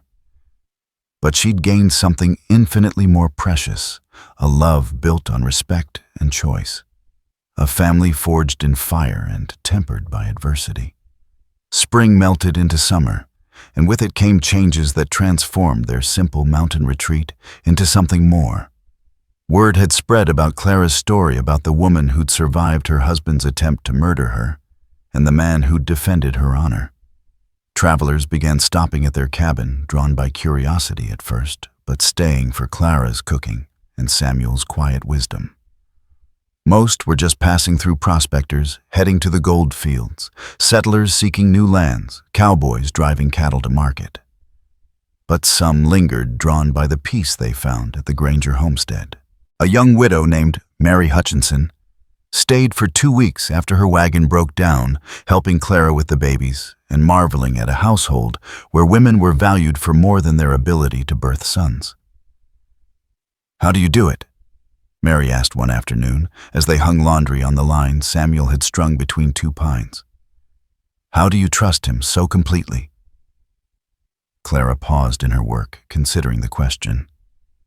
In the months since their marriage, she'd watched Samuel prove his character in countless small ways. He'd never raised his voice to her, never lifted his hand except in gentleness, never made her feel small or stupid or worthless. When she disagreed with him, and she did frequently, he listened to her arguments and respected her opinions. "He's never given me a reason not to trust him," Clara said finally. "And I've learned that trust isn't something you give all at once. It's built one day at a time, one choice at a time." Mary nodded thoughtfully. She was barely 20, with the kind of ethereal beauty that attracted the wrong kind of attention, from men who saw women as conquests rather than companions. Her husband had died of fever during their journey west, leaving her alone and vulnerable in a territory that didn't coddle widows. "I've had 3 proposals since Henry died," Mary confided. All from men who want to take care of me. She said the words with obvious distaste. But none of them look at me the way Samuel looks at you. Clara glanced toward the corral where Samuel was breaking a young Mustang with patience and skill. As if sensing her gaze, he looked up and smiled. Not the practiced charm of a man trying to win something, but the simple joy of a husband catching sight of his beloved wife. How does he look at me? Clara asked. Like you're the most beautiful thing he's ever seen, Mary said softly. Like he can't quite believe his luck in finding you. And that evening, as they sat by the fire after Mary had retired to the small guest room Samuel had built onto the cabin, Clara shared the conversation with her husband. She's not wrong, Samuel said, whittling a new toy for the girls, a wooden horse with flowing mane and detailed saddle. I do feel lucky every single day. Even when I burn the biscuits, Clara teased. Especially then, Samuel said solemnly. Reminds me you're human instead of some angel I dreamed up. Clara laughed, the sound rich and warm in the firelit cabin. I'm definitely human, complete with morning breath and milk stains on my dress.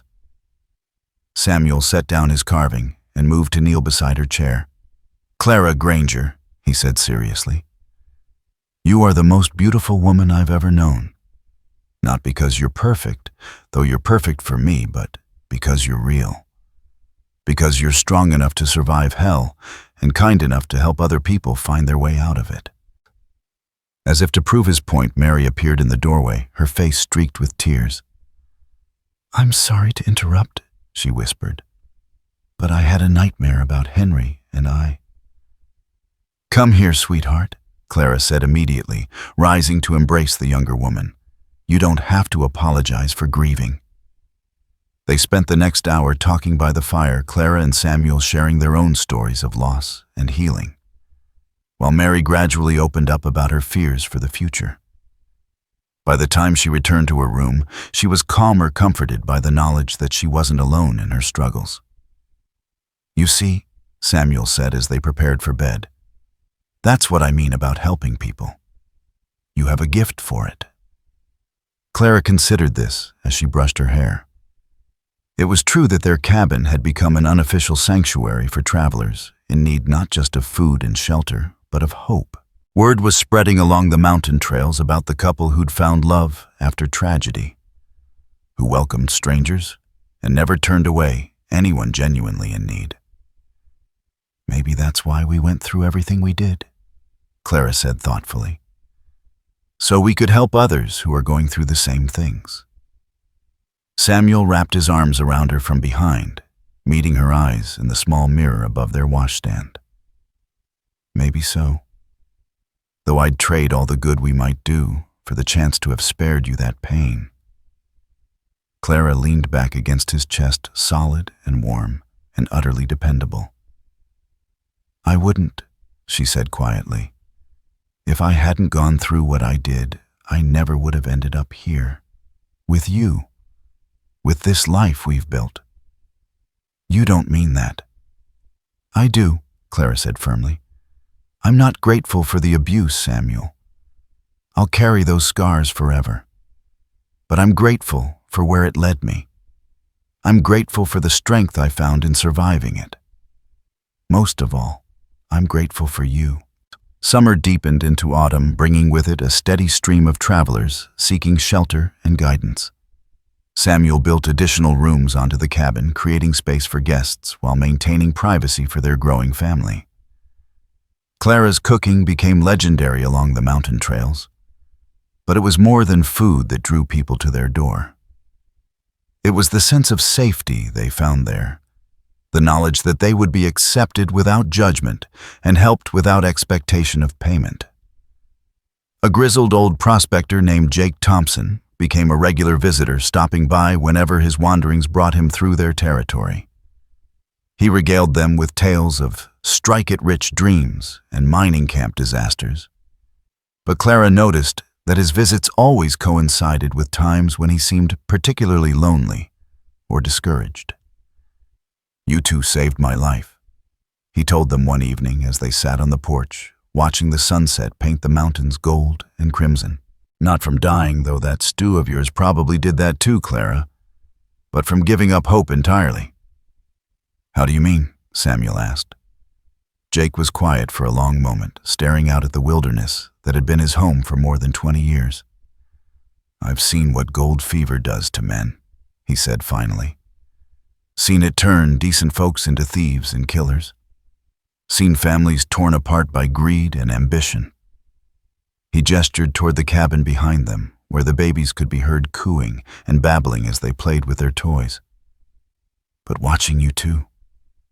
Seeing how you've built something good and clean and honest. It reminds me that there are still things in this world worth more than gold. Clara felt tears prick her eyes. Jake, that's one of the sweetest things anyone's ever said to us. It's the truth, the old man said gruffly. And truth's about the only currency I got left that's worth anything. As autumn gave way to winter, their first as a married couple, Clara found herself marveling at the difference between this season and the last. A year ago, she'd been trapped in a marriage that was slowly killing her spirit, pregnant with children her husband saw as burdens. Now she was surrounded by love. Samuel's unwavering devotion, her daughter's innocent joy, and the affection of friends who'd chosen to consider their cabin a haven. The babies were growing with startling rapidity. Eloise had begun pulling herself up on furniture, her chubby fingers exploring everything within reach. Ruth was more cautious, but equally determined, preferring to observe before attempting new adventures. Both girls had inherited their mother's pale blue eyes and their father's, Samuel's, steady temperament. Do you think they'll remember him? Clara asked one evening as they watched the girls play on a blanket by the fire. Their biological father, I mean. Samuel considered the question carefully. He'd become their father in every way that mattered. But he knew the girls' parentage was something they'd need to understand as they grew older. They'll know the truth, he said finally, when they're old enough to understand it properly. But Joseph Quinn was their biological father, not their papa. There's a difference.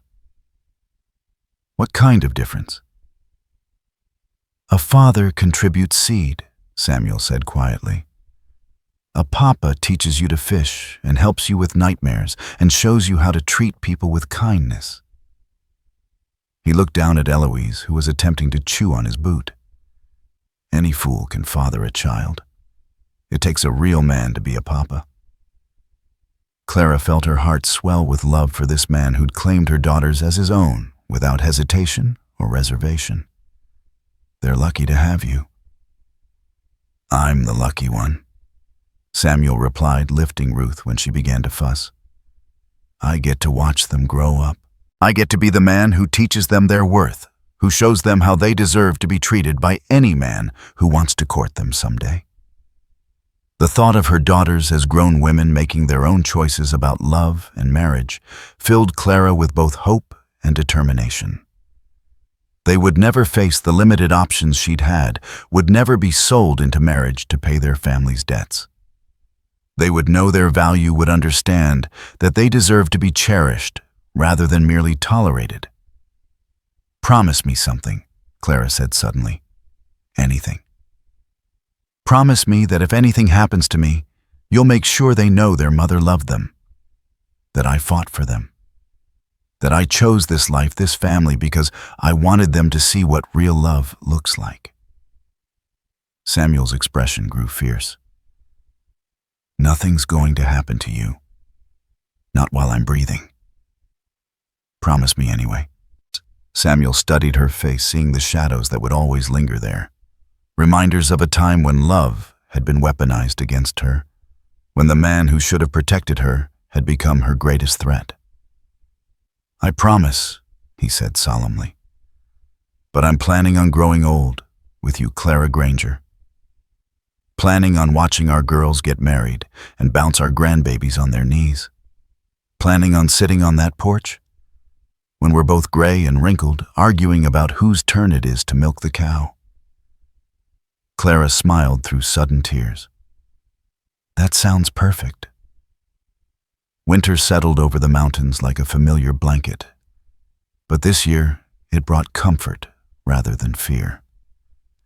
The cabin was well stocked with supplies, the animals were healthy and sheltered, and the small family had everything they needed to weather whatever storms might come.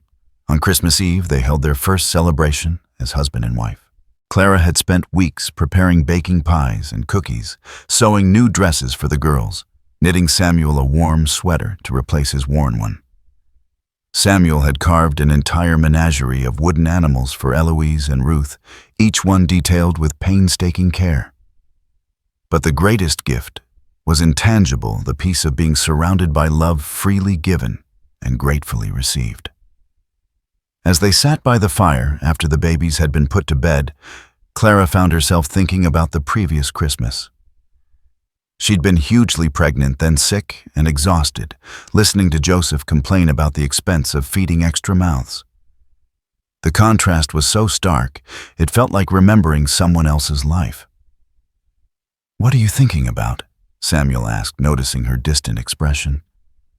"Last Christmas," Clara admitted. "How different everything is now."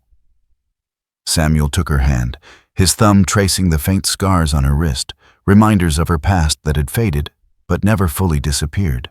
"Do you ever regret it? The path that led you here?" Clara considered the question seriously. The pain she'd endured, the fear she'd lived with the child she'd lost, all of it had carved deep grooves in her soul that would never fully heal. But from those wounds had grown something beautiful, the capacity to recognize real love.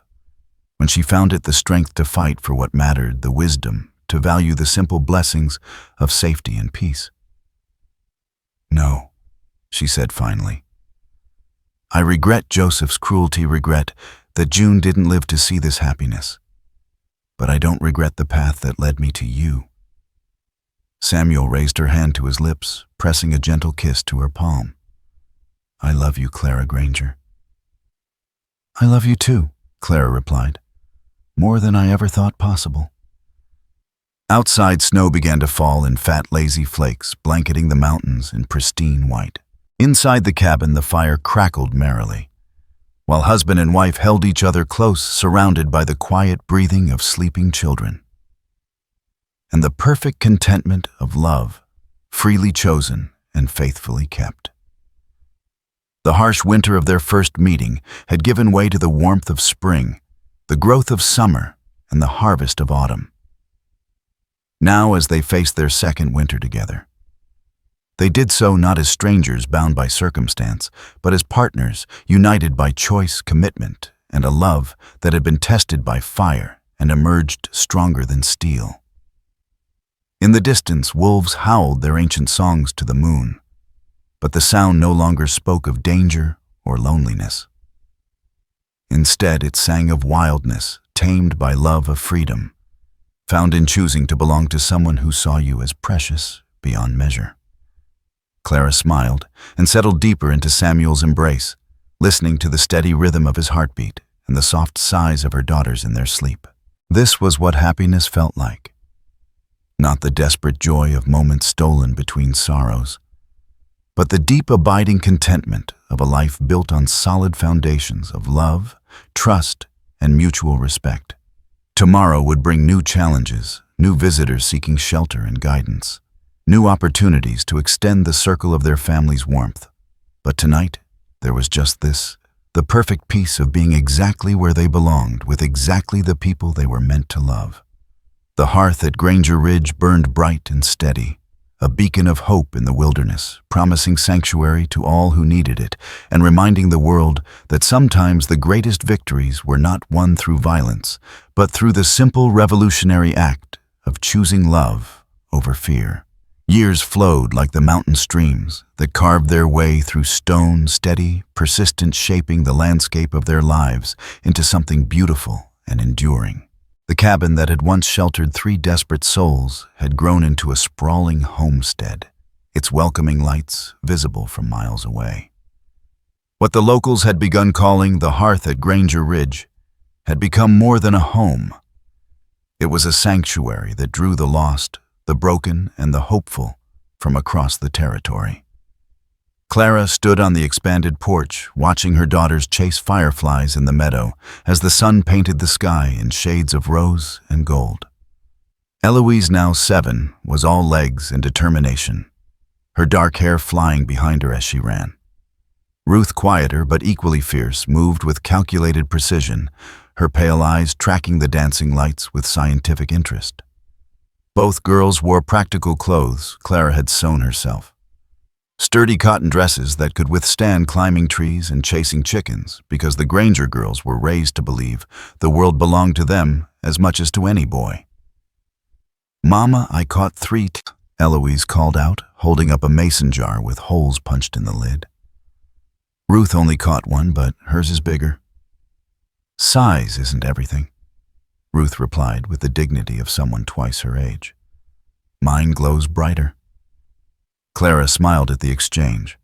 Her daughters had grown into their own people, each reflecting different aspects of the crucible that had forged their family. Eloise had inherited Samuel's courage and Clara's stubborn refusal to back down from a challenge. Ruth possessed her mother's analytical mind and her adoptive father's quiet wisdom. Both carried themselves with a confidence Clara had never known at their age. The confidence of children who had never doubted their worth or their place in the world. 10 more minutes, Clara called out. "Then it's time for baths and stories." The girls groaned in unison, but didn't argue. They'd learned that Clara's word was law delivered with love, but enforced with consistency. Unlike Clara's own childhood, where rules had been arbitrary weapons wielded by adults who saw children as burdens, the Granger household operated on principles of fairness and respect that applied to everyone, regardless of age. Samuel emerged from the barn, wiping his hands on a rag. At 43, he'd grown into his role as patriarch of their extended family with the same quiet competence he brought to everything else. His dark hair was now streaked with silver, and lines of laughter bracketed his eyes, evidence of years spent surrounded by joy instead of solitude. The wound Joseph Quinn had given him had healed into a thin scar across his ribs, barely visible now, but a permanent reminder of the night their old life had died and their new one had been born. "How many tonight?" he asked, settling into the chair beside Clara's. 4, Clara replied, consulting the small notebook where she kept track of their guests. The Mitchell family, they're moving west after losing their farm. A young preacher heading to establish a church in Colorado. And Mrs. Patterson with her granddaughter. Samuel nodded. He'd built their home to accommodate the steady stream of travelers who found their way to the ridge. But more importantly, he'd created a space where people felt safe enough to lower their guards and share their burdens. The dining room table that had once seated just their small family now stretched to accommodate 12, and they'd never had a meal where it wasn't full. "Mrs. Patterson's the widow from back east?" Samuel asked. "Her son died in a mining accident," Clara confirmed. "She's bringing her granddaughter to live with relatives in Oregon, but the child hasn't spoken since her father's funeral. She's about Ruth's age." Samuel's expression grew thoughtful. He'd seen enough grief-stricken children over the years to recognize the signs of a soul struggling to heal. "What's the girl's name?" "Annie. Mrs. Patterson says she used to be a chatterbox, always singing and laughing. Now she just stares out windows and won't eat unless someone forces her." They sat in comfortable silence, watching their daughter's joy-filled pursuit of summer's ephemeral magic. Both understood without speaking that tomorrow would bring another opportunity to extend the healing they'd found to someone who desperately needed it. It was work they'd never planned to do, but it had become as natural as breathing. The sound of hoofbeats announced the arrival of their evening guests. The Mitchell family approached in a wagon loaded with all their worldly possessions, their faces bearing the particular exhaustion of people who'd lost everything and were starting over in middle age. Behind them rode a young man on horseback, the preacher from his plain black coat and serious demeanor. Bringing up the rear was an elegant carriage that seemed out of place in the wilderness, carrying the widow and her silent granddaughter. "Girls," Clara called out, "come help me welcome our guests." Eloise and Ruth abandoned their firefly hunt without complaint, running to the porch with cheeks flushed and eyes bright. They'd been helping to welcome strangers since they could walk, understanding instinctively that hospitality was not a chore, but a privilege. Samuel approached the Mitchell wagon as the family climbed down parents somewhere in their 40s. 3 children ranging from toddler to teenager, all wearing the threadbare dignity of people who'd once known better times. "Welcome to Granger Ridge," Samuel said, his voice warm with genuine pleasure. "I'm Samuel Granger, and this is my wife Clara." "Tom Mitchell," the man replied, his handshake firm, despite his obvious exhaustion. "This is my wife Helen, and these are our children James, Mary, and little Susan." Helen Mitchell's smile was strained but grateful. "We can't thank you enough for taking us in. We've been traveling for weeks, and the children are probably tired and hungry," Clara finished kindly. "Why don't we get everyone settled and fed, and then we can talk?" The routine of welcoming guests had been refined over years of practice. Samuel and the older children took charge of the animals and luggage, while Clara led the women and younger ones into the house. The preacher, who introduced himself as Reverend Joshua Matthews, seemed amazed by the smooth efficiency of the operation. "How often do you do this?" he asked, watching Samuel organize sleeping arrangements for 3 families plus himself. "Often enough," Samuel replied with a smile, "though each group brings its own blessings and challenges." Mrs. Patterson emerged from the carriage with the assistance of a cane, her silver hair perfectly arranged despite the long journey. Beside her stood a thin girl with enormous dark eyes and the kind of stillness that spoke of deep wounds. Annie Patterson looked like a child-sized ghost, present in body, but absent in spirit. Clara's heart immediately went out to the girl. She'd seen that particular emptiness before in her own reflection during the worst days of her marriage, in the faces of other women who'd learned that the world could be cruel beyond imagination. But she'd also learned that such wounds could heal, given enough time, patience, and love. "You must be Annie," Clara said, kneeling to bring herself to the girl's eye level.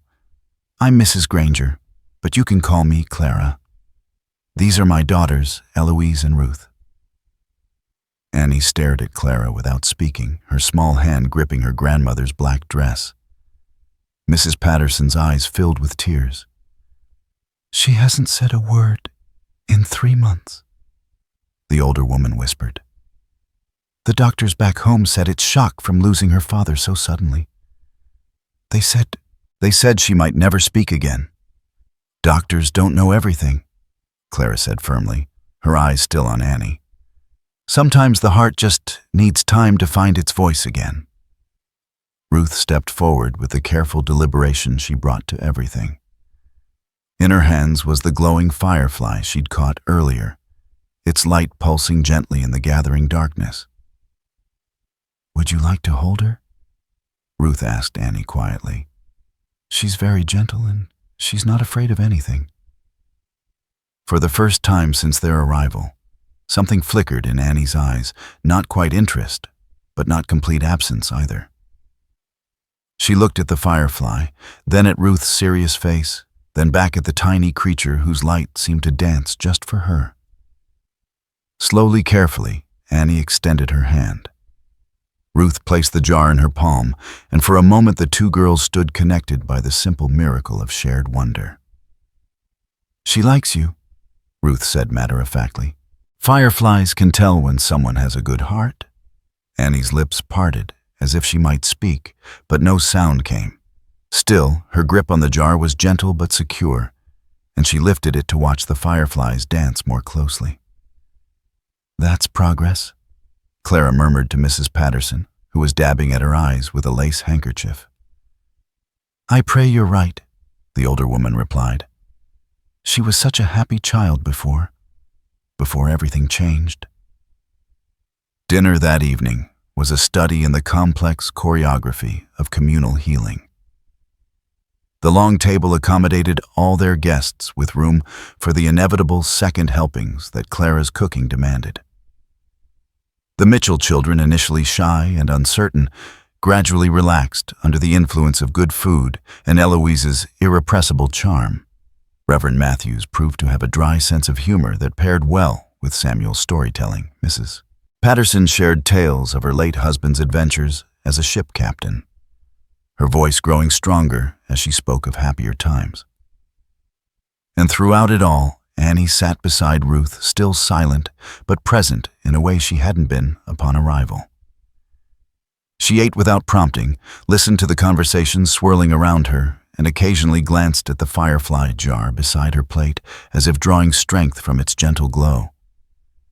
After the younger children had been put to bed and the adults had gathered on the porch for coffee and quiet conversation, Clara found herself alone with Mrs. Patterson, while the others discussed the territory's political future.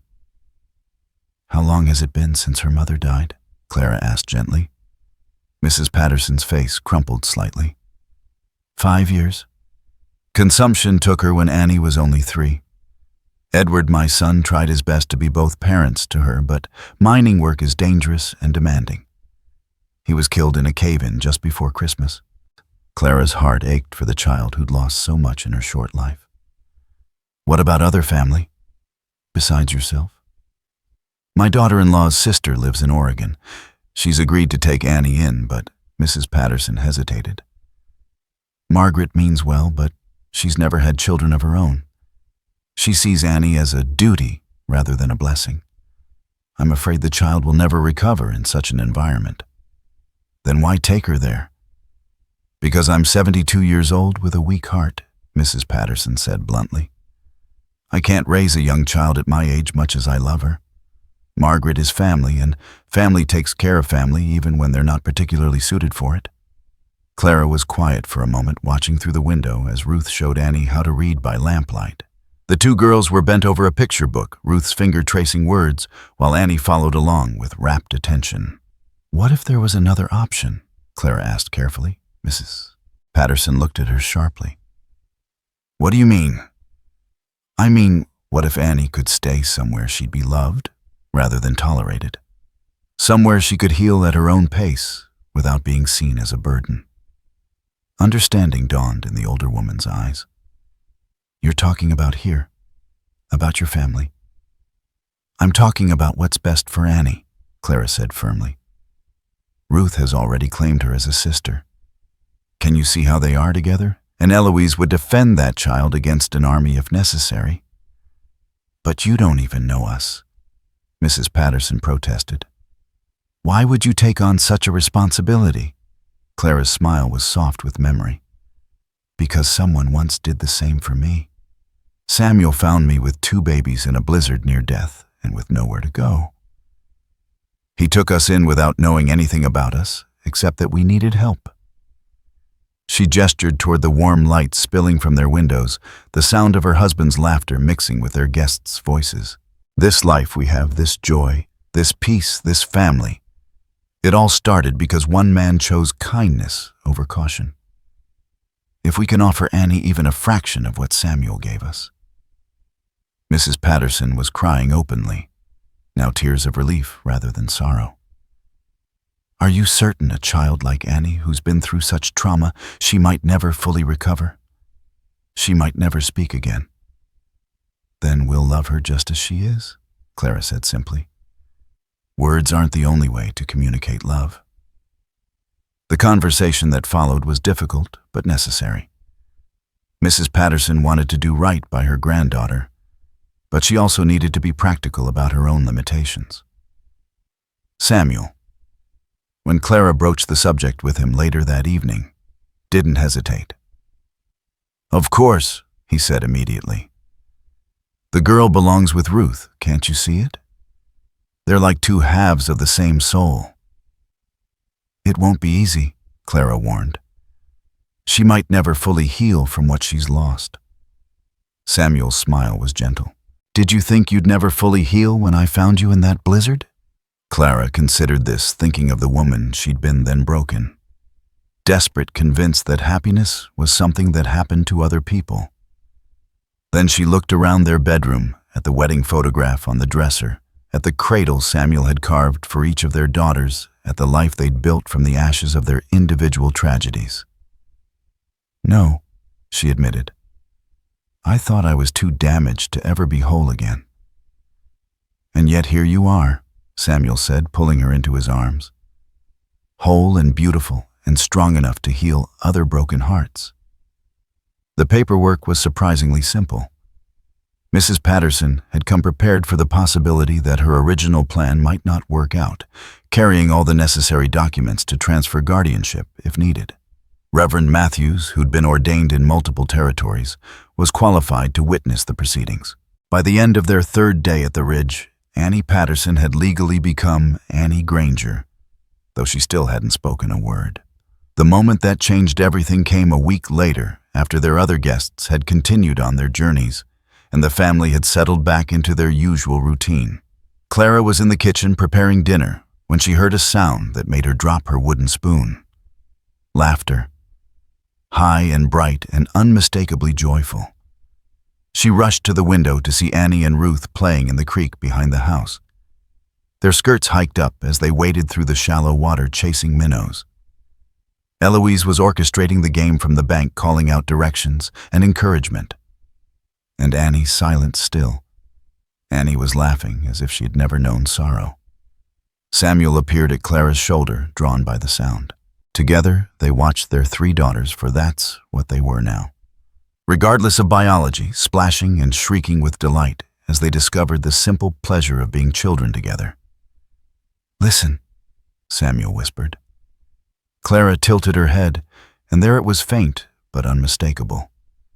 Annie's voice, rusty from disuse, but real, calling out to Ruth, "Wait for me." Clara burst into tears, overwhelmed by the miracle of healing they'd just witnessed. Samuel held her close, his own eyes damp with emotion. "She's going to be all right," he murmured into her hair. "They all are."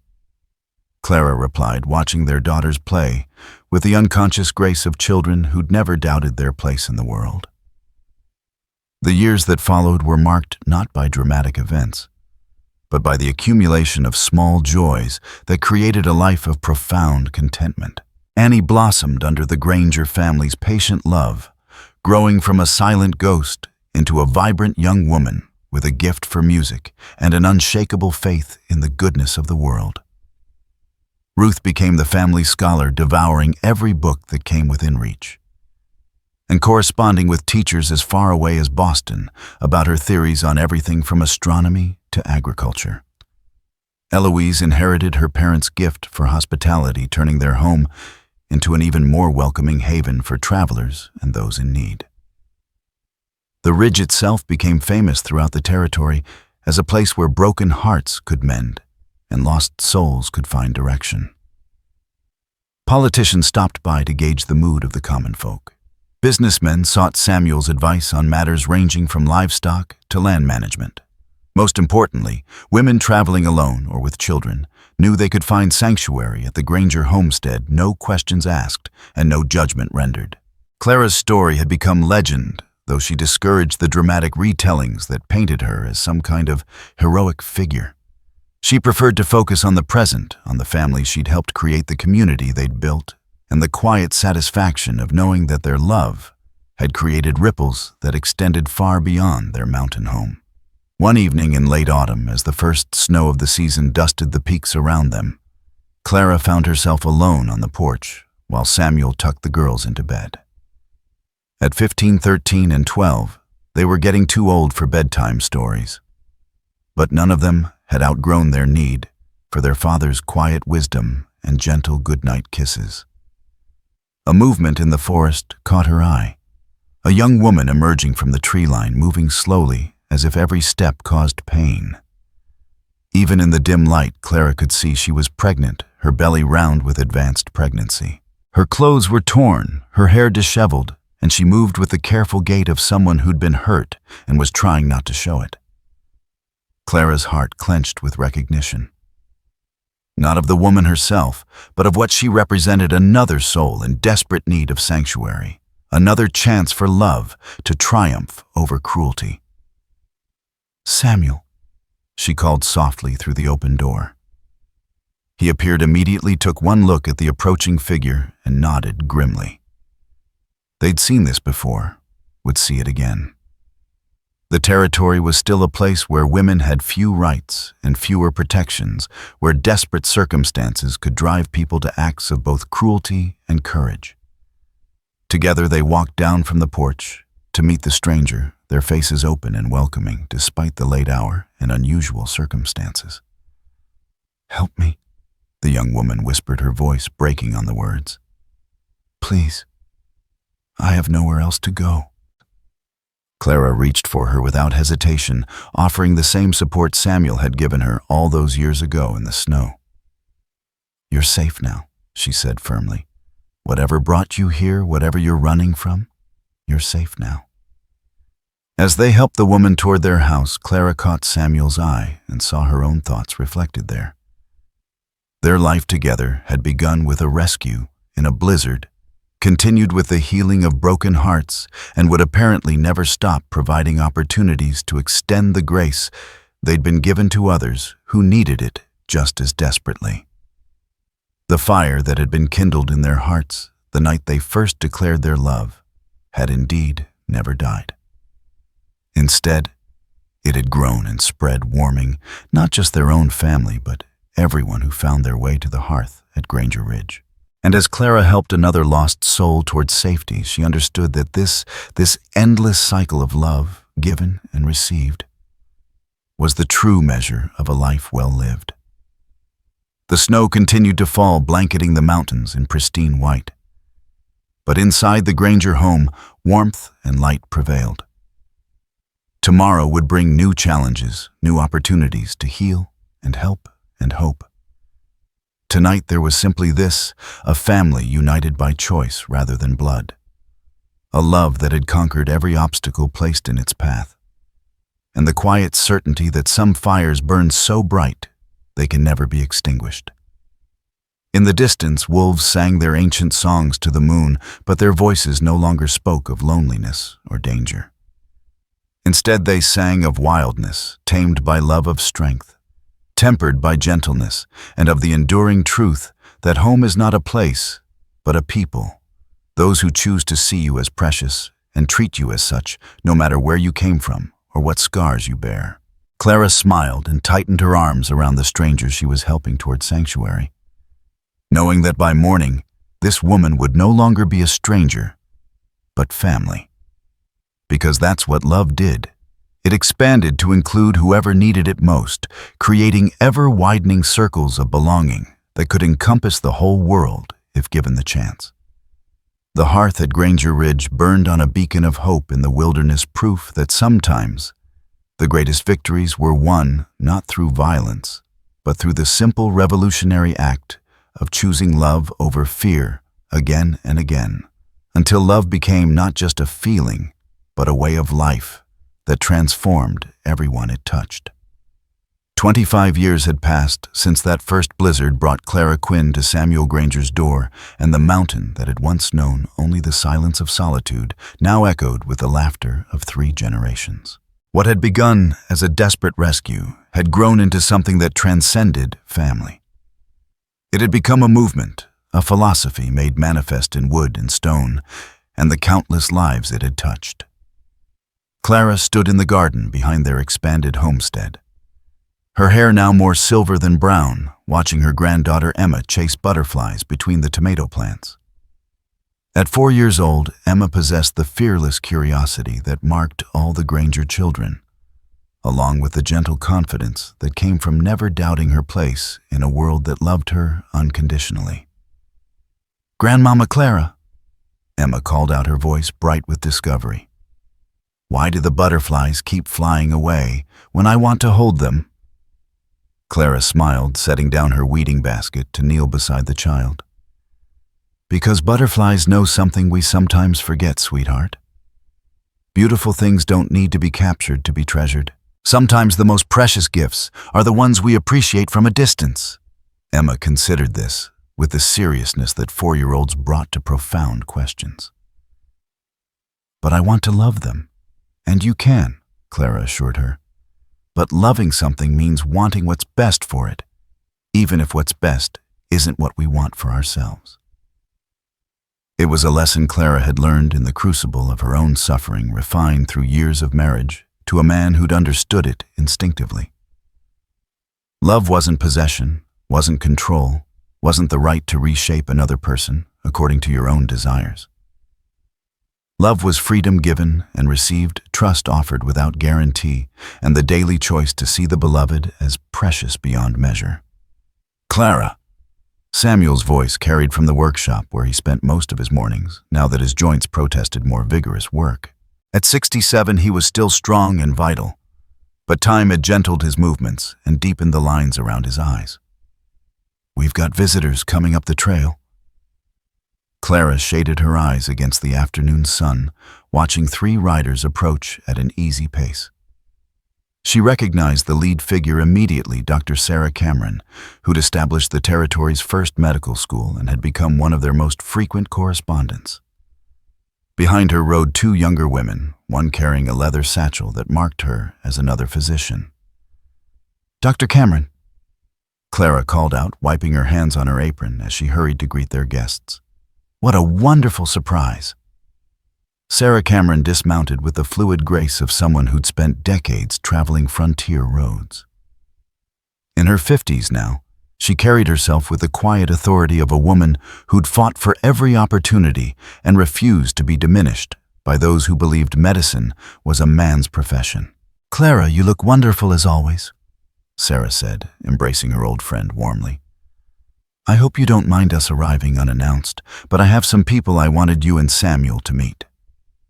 She gestured to her companions, both young women in their 20s dressed in practical traveling clothes, but carrying themselves with the confident bearing of professionals.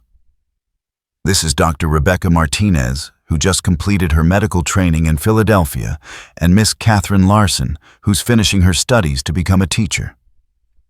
Clara studied the young women with interest, noting the way they looked at the Granger homestead with something approaching reverence. She'd seen that expression before on the faces of people who'd heard the stories and come seeking something they couldn't quite name. "Welcome to Granger Ridge," Clara said warmly. "You must be exhausted from the journey. Let's get you settled and fed, and then we can talk properly." As they moved toward the house, Samuel emerged from his workshop, wiping sawdust from his hands.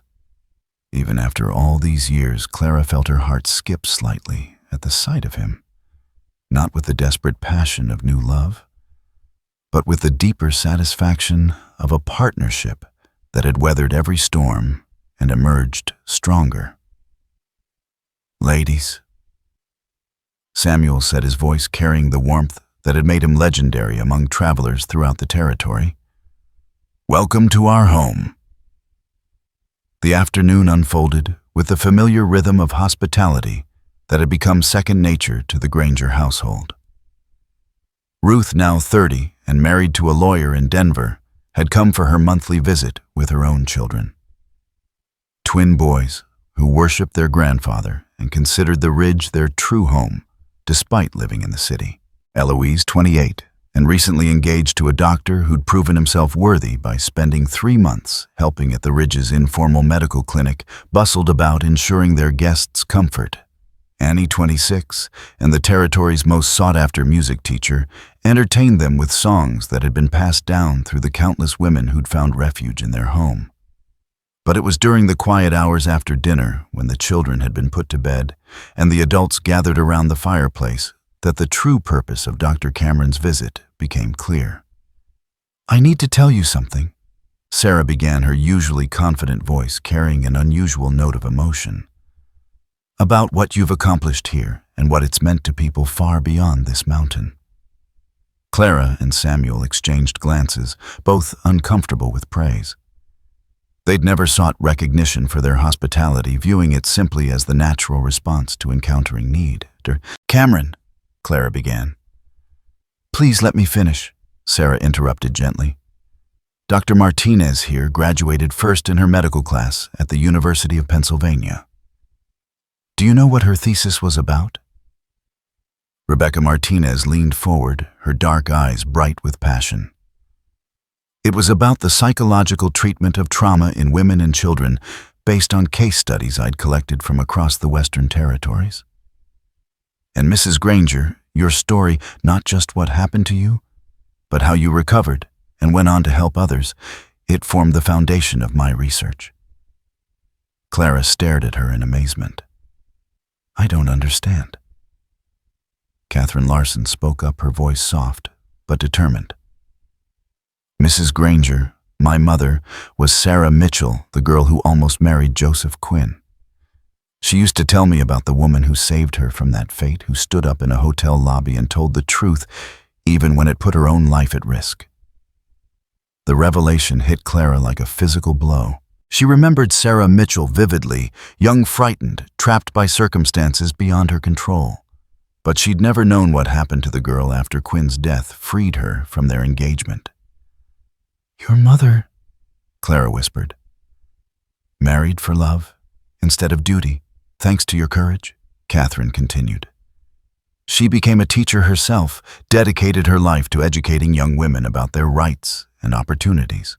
When she learned I wanted to follow in her footsteps, she made me promise to find you someday and tell you how profoundly your actions had shaped not just her life, but the lives of all the girls she went on to teach.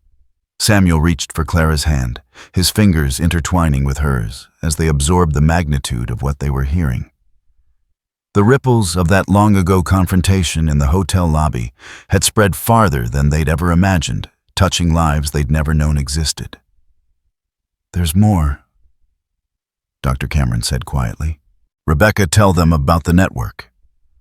Dr. Martinez pulled out a thick folder from her satchel, spreading papers across the coffee table. Over the past 5 years, I've been documenting something unprecedented in the medical literature, a network of women throughout the Western Territories who've established safe houses, medical clinics, and educational programs specifically for women and children escaping domestic violence. She pointed to various documents and photographs.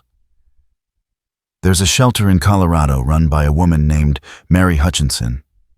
She says she learned how to create sanctuary from a couple on a mountain ridge who took her in when her husband died. A school in Montana founded by 3 sisters who were inspired by the stories they'd heard about the Granger daughters. Medical clinics in California, Oregon, and New Mexico, all established by women who trace their inspiration back to this place. Clara's eyes filled with tears as she studied the evidence spread before her. Photographs of buildings, letters from grateful women, newspaper clippings about progressive policies, all connected by invisible threads to the simple decision she and Samuel had made to open their home to those who needed it. You started something, Catherine said softly. Not intentionally, maybe, but you showed people that love could be stronger than fear, that healing was possible, that one person's courage could change everything.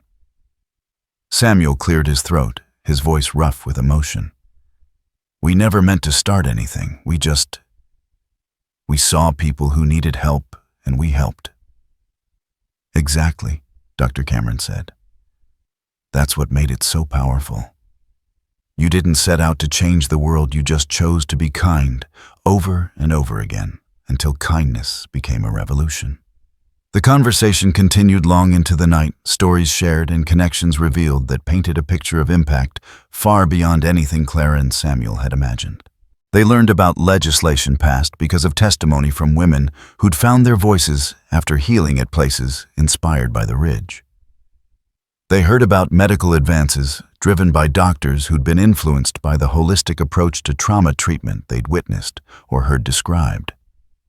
Most importantly, they discovered that their philosophy of love as a choice rather than a feeling had spread like seeds on the wind, taking root in communities across the growing nation.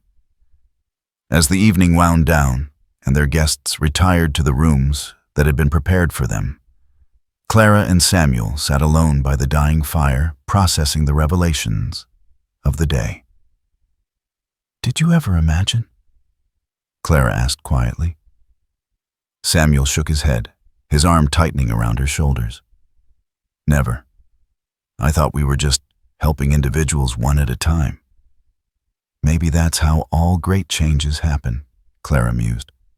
"One person, one act of kindness, one choice to do what's right instead of what's easy." She thought about the girl she'd been sold into marriage at 17 with no understanding of her own worth. She remembered the broken woman Samuel had found in the blizzard, convinced that she deserved the cruelty that had nearly killed her. The transformation from victim to survivor to healer had been gradual, almost imperceptible in its daily accumulations of small victories and recovered dignity. "I keep thinking about June," Clara said suddenly. Samuel's expression grew tender. Their firstborn daughter had been gone for 25 years, but she remained a presence in their lives, not as a source of sorrow, but as a reminder of the preciousness of life and the importance of fighting for those who couldn't fight for themselves. "What about her?" "I used to think her death was the worst thing that ever happened to us," Clara said. "But what if it was also necessary? What if losing her gave us the pain we needed to understand other people's pain? What if her death made us into the people who could save all these other lives?" It was a thought both terrible and beautiful in its implications. The idea that even the greatest tragedies could be transformed into sources of healing for others. Samuel considered it carefully, his engineer's mind wrestling with the metaphysical complexities. "I don't know if I can go that far," he said finally. "But I do know that June's life, short as it was, had meaning. Every person we've helped, every child who's found safety here, every woman who's discovered her own strength, they're all part of her legacy too." Clara nodded, understanding exactly what he meant. Love wasn't a zero-sum game where helping one person meant neglecting another. Instead, it was an expanding force that grew stronger with each act of kindness, each choice to see the sacred in the ordinary, each decision to treat every human being as inherently valuable. The next morning brought a steady stream of visitors as word spread that Dr. Cameron was at the ridge. Neighbors from miles around came to share their own stories of how the Granger family had touched their lives. Former guests returned with children and grandchildren in tow, wanting to show them the place where their family's fortunes had changed. Local officials sought counsel on policies that would better protect vulnerable populations. But it was Annie who provided the day's most moving moment. Now a confident woman with her own music academy in town, she stood before the assembled crowd and spoke with the eloquence of someone who'd found her voice through being truly heard. 20 years ago, I came to this ridge as a broken child who couldn't speak. She began, her voice carrying clearly across the gathering. I'd lost everything that mattered to me, and I believed that silence was the only safe response to a world that seemed determined to cause pain. She gestured toward Clara and Samuel standing together at the edge of the crowd. These people didn't try to fix me or force me to heal on their timeline. They simply loved me exactly as I was while believing I could become more. They showed me that strength didn't mean never falling down. It meant getting back up and then helping others do the same. Annie's gaze swept over the faces before her, many of whom carried their own stories of redemption and recovery. The miracle of this place isn't that it makes problems disappear. It's that it shows us problems can be transformed into purpose. Pain can become compassion. Survival can become service. She paused, her voice thick with emotion. I teach music now to children all across this territory, and every time I help a young person find their voice, literally or figuratively, I'm continuing the work that started here. Every song they sing, every moment of joy they create, every life they touch with their art. It all traces back to two people who chose love over fear in a blizzard 25 years ago. The applause that followed was heartfelt, but subdued, as if the crowd understood they were witnessing something sacred, rather than merely celebratory. Clara felt tears streaming down her cheeks, not from sadness, but from the overwhelming recognition of how much meaning could emerge from circumstances that had once seemed purely destructive. As the formal gathering dispersed and people began sharing meals and personal conversations, Dr. Martinez approached Clara with a proposal that would change everything once again. "Mrs. Granger," she began, "I want to ask you something that might sound presumptuous." Clara smiled, settling into a chair beside the younger woman. "After 25 years of presumptuous requests from strangers who became family, I think I can handle whatever you have in mind." Rebecca laughed, some of her professional composure relaxing. "We want to establish a formal training program, a school essentially that would teach the principles you've developed here. Not just the practical aspects of running a safe house or shelter, but the philosophical and psychological approaches that make healing possible." Clara's eyebrows rose. "You want to turn our home into a school?" "Not exactly," Rebecca clarified quickly. "We want to create an institution that would preserve and spread the knowledge you've accumulated through experience. Somewhere people could come to learn not just the mechanics of helping trauma survivors, but the deeper truths about human resilience and the power of unconditional love." The idea was both thrilling and terrifying. Clara had always been wary of institutionalizing what felt like a deeply personal calling, afraid that bureaucracy might strip away the heart that made their work effective. "What would such a school look like?" she asked carefully. Catherine joined the conversation, her enthusiasm evident. "We envision something revolutionary, an institution that treats the whole person, not just their immediate problems. Academic courses in psychology, medicine, and education, but also practical training in hospitality, conflict resolution, and community building." Dr. Cameron, who'd been listening from nearby, added her perspective. "Clara, you and Samuel have developed approaches to trauma recovery that are decades ahead of anything being taught in universities. The way you integrate physical healing with emotional support, individual care with community responsibility, it's groundbreaking work that deserves to be preserved and transmitted to future generations." Samuel appeared at Clara's elbow, having overheard enough of the conversation to understand its implications. "What exactly are you proposing?" Dr. Martinez spread out another set of documents, architectural drawings, financial projections, letters of support from influential figures across multiple territories. "We want to build the Granger Institute for Healing Arts right here on the Ridge. A place where people could come to learn your methods and then take them back to their own communities." The plans were impressive in their scope and attention to detail. The proposed campus would blend into the natural landscape while providing modern facilities for education and research. Most importantly, it would maintain the home-like atmosphere that made the Ridge special dormitories, designed as family-style housing, communal dining spaces, gardens, and workshops, where learning happened through doing rather than merely listening. "The funding is already secured," Catherine added. "Donations from people whose lives you've touched, grants from progressive organizations, even some government support from officials who understand the social value of what you do." Clara and Samuel studied the drawings in silence, both overwhelmed by the magnitude of what was being offered.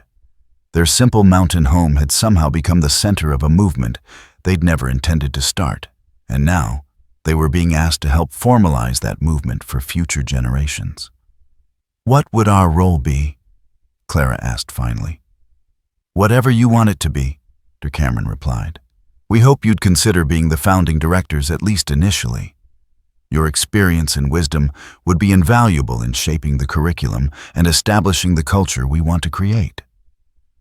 Samuel looked at Clara, seeing his own mixture of excitement and apprehension reflected in her eyes. They were both in their 60s now, entitled to the peaceful retirement they'd more than earned. But the opportunity to multiply their impact, to ensure that the lessons they'd learned through pain and dedication would survive beyond their own lifetimes, it was impossible to dismiss. "We'd need to think about it," Samuel said diplomatically. "Of course," Rebecca assured him. This is an enormous decision, and we wouldn't expect an immediate answer. But please know that we're not asking you to abandon what you've built here. We want to help you expand it to create something that can serve people long after. She trailed off, unwilling to voice the reality that Clara and Samuel wouldn't be available to offer sanctuary forever. But the implication was clear, and it was one they'd all been avoiding confronting directly. That evening, after their guests had retired and the ridge had settled into its familiar nighttime quiet, Clara and Samuel took their customary walk through the gardens. The autumn air was crisp with the promise of winter, and the first stars were beginning to appear in the darkening sky. "What do you think?" Clara asked, her arm linked through his as they followed the path they'd worn smooth over decades of such walks. "I think we're being offered a chance to build something permanent," Samuel replied thoughtfully. "Something that could outlast us and continue the work we've started." "But," Samuel smiled at how well she knew him, "but I worry about what happens when you try to systematize something that works because it's personal and spontaneous. How do you teach someone to love unconditionally? How do you institutionalize genuine compassion?" It was the same concern Clara had been wrestling with since the proposal was made. Their success had always been rooted in treating each person who came to them as unique, responding to individual needs, rather than following prescribed protocols. The idea of creating a curriculum that could be replicated elsewhere was appealing, but it also felt potentially dangerous. "Maybe that's exactly why we need to be involved," Clara said slowly. "To make sure that whatever gets built maintains the heart of what we do here." They paused beside the memorial garden Samuel had created for June and the other children who'd died too young. Over the years, it had grown to include remembrances of all the lives that had touched theirs former guests who'd passed away, friends and family members, even some of the people they'd been unable to help despite their best efforts. "She'd want us to say yes," Clara said quietly, her eyes on June's marker, a simple stone carved with a butterfly symbol of transformation and beauty emerging from struggle. "How can you be sure?" Clara was quiet for a long moment, thinking about the chain of events that had led from June's death to this moment. "Because she's part of everyone we've saved. Every time we've helped a child find safety. Every time we've shown a woman that she deserves better than abuse. Every time we've demonstrated that love can triumph over cruelty. We've been honoring her memory." Samuel nodded, understanding the logic, even as his heart struggled with the implications. Starting the Institute would mean sharing their private sanctuary with the world in ways they never had before. It would mean accepting responsibilities beyond their own mountain, committing to goals that extended far beyond their remaining years. But it would also mean ensuring that the lessons they'd learned, the healing they'd witnessed, the love they'd cultivated, could continue to make a difference long after they were gone. "All right," Samuel said finally. "Let's build a school." Clara turned to face him, her eyes bright with tears and excitement in equal measure. "Are you sure?" "I'm sure that whatever we build, we'll build it together," Samuel replied, pulling her into his arms. "And I'm sure that's all that really matters." They stood there in the memorial garden, holding each other beneath the stars. Two people who'd found love in the most unlikely circumstances and transformed it into a force that had literally changed the world. Tomorrow would bring new challenges, new responsibilities, new opportunities to serve and heal and grow. But tonight, there was just this, the perfect peace of knowing they'd chosen correctly once again to err on the side of love rather than fear. The fire that had been kindled between them 25 years ago had indeed never died. Instead, it had grown into something that could warm the whole world, one heart at a time, one choice at a time, one act of courage at a time. The Granger Institute would become a reality, and through it their legacy would extend far beyond anything they could have imagined when Samuel first spoke those words in the blizzard. "You're coming with me." But the true measure of their success wouldn't be found in buildings or curricula or formal programs. It would be found in the countless lives that had been transformed by witnessing love in action, by experiencing unconditional acceptance, by discovering that broken things could be made beautiful again, if handled with enough care and patience and faith. The seeds of forever had been planted in the soil of their own suffering, watered with tears and tended with unshakable devotion. Now those seeds were ready to bloom across the world, carrying with them the simple but revolutionary truth that had always been at the heart of their story: love is always worth the risk. Healing is always possible, and home is wherever people choose to see you as precious and treat you as such. The mountain slept peacefully around them, but the echo of their love would continue to reverberate through time, touching lives not yet born, healing wounds not yet inflicted, and proving over and over again that sometimes the greatest victories are won, not through violence, but through the quiet, persistent choice to believe in the fundamental goodness of the human heart.